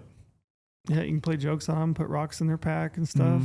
It's always a good one. Yeah, I would say there's a lot more pros for hunting with a group, I agree. and not many cons. Is there any cons you can think of to hunt with a group? Just wavered from your gut feels. Yeah, just That's that it. same one. Yeah. If one's not mentally strong as you are, Oh, and yeah, they that talk can you really out suck. of like doing things too. You're Yeah, like, if fuck, you're not hunting, if you would have gotten better shape this summer, like we could have been up here, doing things differently, like that sort of. Mm-hmm. It's a lot harder to find a good hunting partner, Mhm. like one that you're like really gelling with and it works out great. Yeah. Yeah, that's a good one. All right, one more, then we'll wrap. This was actually an email we got, and I thought, I don't know that it was submitted for this podcast directly, but I think it's a good question to answer. He just says, I'd really like for you guys to spend some serious time on the mental aspect. And I don't know if this is going to be serious time or not, but he says mental aspect of hunting on a podcast. He said, Trail really hit the nail on the head. Sorry, this font's small and my eyes are old. How we all struggle to unplug, even at the archery range. And we need to always be entertained. It would be cool to hear you guys deal with this and the pressure of family, the dark. You guys scared of the dark when you're out there? No. Were you ever?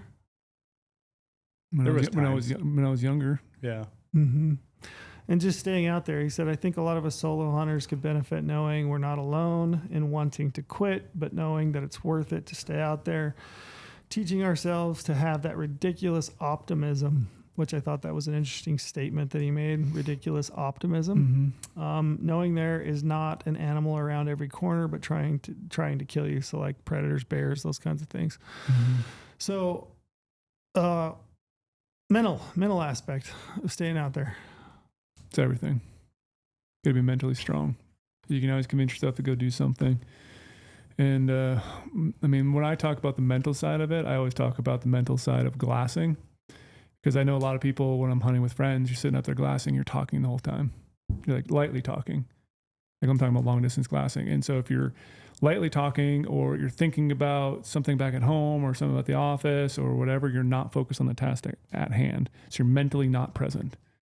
You're not present in the hunt by thinking about other things that you can't control. You need to be thinking about glassing. You can't be having a conversation. I've even seen some people bring earbuds and listen to music while they're glassing. That's Yes. That's effing dumb. Yeah. That's the dumbest thing you could probably do when you're glassing because you're distracting yourself from the task at hand, which is finding little tiny hoof prints, little hair moving around, little antler tying in the trees. You're not focused.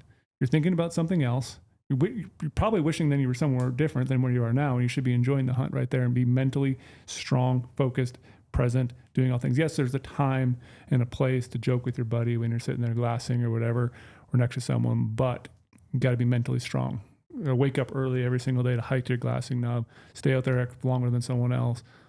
Like the mental side is everything. And then, convincing yourself there's not a grizzly bear behind you is also like, that takes time, and being mentally strong in that sense just takes experience, and not letting your thoughts go wild when you're in the mountains, and understanding safety in the backcountry. They'll help you be mentally stronger. But I think if you're mentally strong, you can kill a lot of animals. Yeah. When I read the question, so the thoughts that I had, and I've said it before, so I'll say it again, but I think if it does intimidate you, just bite it off in chunks. Spend one night by yourself in the woods, prove to yourself that you're okay.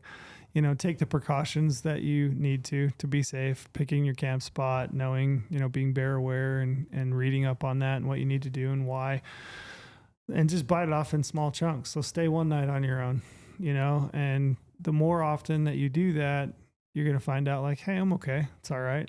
I'm all right. I'm going to be fine. So I would say bite it off in small chunks.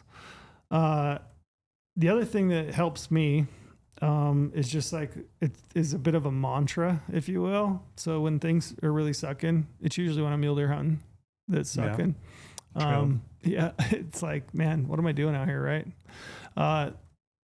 My little mantra, the thing that I say repeatedly to myself is, I have this day or these days of an entire year.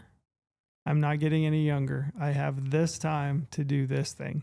It's the only time I'm going to get, because the season's only open for this. I only have so many days off of work. I have only so many days that I can be away from, wife and kids, obligations. I have this day, this time to do this thing, and I'll be damned if I'm going to do anything else but this. So that's like kind of my little mantra. And that's what it's kept me in a lot of hunts when things have really sucked. And I think biting it off in chunks as well. So you're like, you know what? If I really feel like going home right now, okay, I'm going to give it another hour and see how I feel. I'll give it another hour and see how I feel. Okay, well, it's dark. I might as well camp. Yeah. Well, I might as well get up in the morning and see what's moving, and just bite it off in chunks.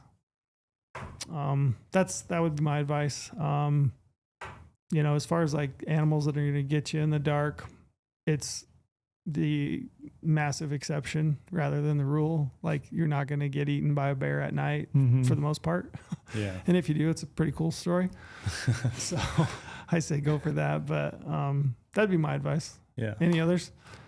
I agree with all that, the biting it off in chunks and going by the hour instead of thinking in full days or thinking about the full week, just thinking about it in hours, all that stuff.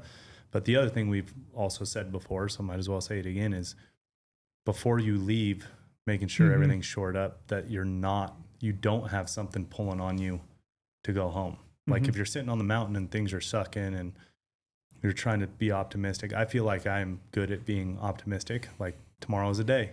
Tomorrow, it didn't happen today. If it's meant to be, it'll be. Tomorrow's going to be meant to be. Like, just keeping myself in that attitude. But if you have something that's pulling you at home, whether at work, family, whatever it is, it's a lot harder to stay optimistic when you're like, man, but is tomorrow just another wasted day? I should be home helping out with this or that and things I didn't do, right? Just getting all those, before you leave, getting all those things tied up and in a great place. So when you are out there, you can just tell yourself, like, tomorrow's meant to be. Like, the struggle, tomorrow's the meant to be day where this is all going to come together. And if it doesn't, the next day, then it's again in that same mindset where you're like, okay, learn something else today and tomorrow's the day. And just keeping that and not letting something else get in the way of that thought of tomorrow's a day. Yeah. Yeah. Know yourself. I mean, if you're a guy that struggles with optimism and you like social interaction, like, it's probably a good thing to hunt with a buddy. Yeah. Keep you in it, keep you motivated. Optimism's an interesting word because it is hard to be optimistic sometimes when you're out there. That's why I say more positive than optimistic. No, I think they're both applicable. Yeah. You know, like you said, it can always happen. Just takes 30 more minutes and one boom. Little turn of the turntable there. Yeah. To that point, on every hunt that you've been on ever in your whole life, in most cases, did not the actual spot, stalk, kill come together relatively quickly? Like, it kind of almost comes out of nowhere. Insanely. Like, quickly. Often. Yeah. And you're just grinding and grinding. And when you think it's going to come together and it doesn't 10 straight times in a row, And then you're like, what, how is this? Mm-hmm. Like this place isn't built for what I'm trying to do. Yep. And then all of a sudden, And it really is all of a in sudden. a 1 minute cycle, it's like, Yep. happens. Yeah. Yeah. You go from 0 to just A over billion. over the moon. That's why hunting's the coolest thing in the world. Yeah, I agree. Well, cool. All right. We'll break, and maybe at some point we'll get to some of these other ones. And if we didn't, don't hesitate. If you had like a real burning question, don't hesitate to reach out to me. But yeah, Drop some thanks drop for some of that submitting on YouTube as well. Drop some questions on there down in the episode bottom. Like, I always love those ones. Oh, Either answer them there, or we can answer them on the podcast. Yeah. Like, the last thing I'm going to say, but then I'm really going to go shameless plug. If you guys like the podcast, if you listen to the podcast, apparently it means a great deal to the algorithm if you leave a review, rate and review. Yeah. So rate and review. I think here in the coming month, weeks, episodes, I think we're going to try to do a giveaway. So like small gear giveaway, whether it's an atmosphere jacket or approach hoodie or whatever it might be, to some random person that leaves a review and a rating. So anyway, Be greatly appreciated. personal plug. and make sure you check out the new podcast channel. Yep. It's basically Go Hunt podcast channel on Okay. YouTube. That's where all of our video podcasts are at now. Like and subscribe. Like and subscribe. Smash that bell, whatever the cool kids say. Okay, man. All right. See you, Thanks. Trail. Bye.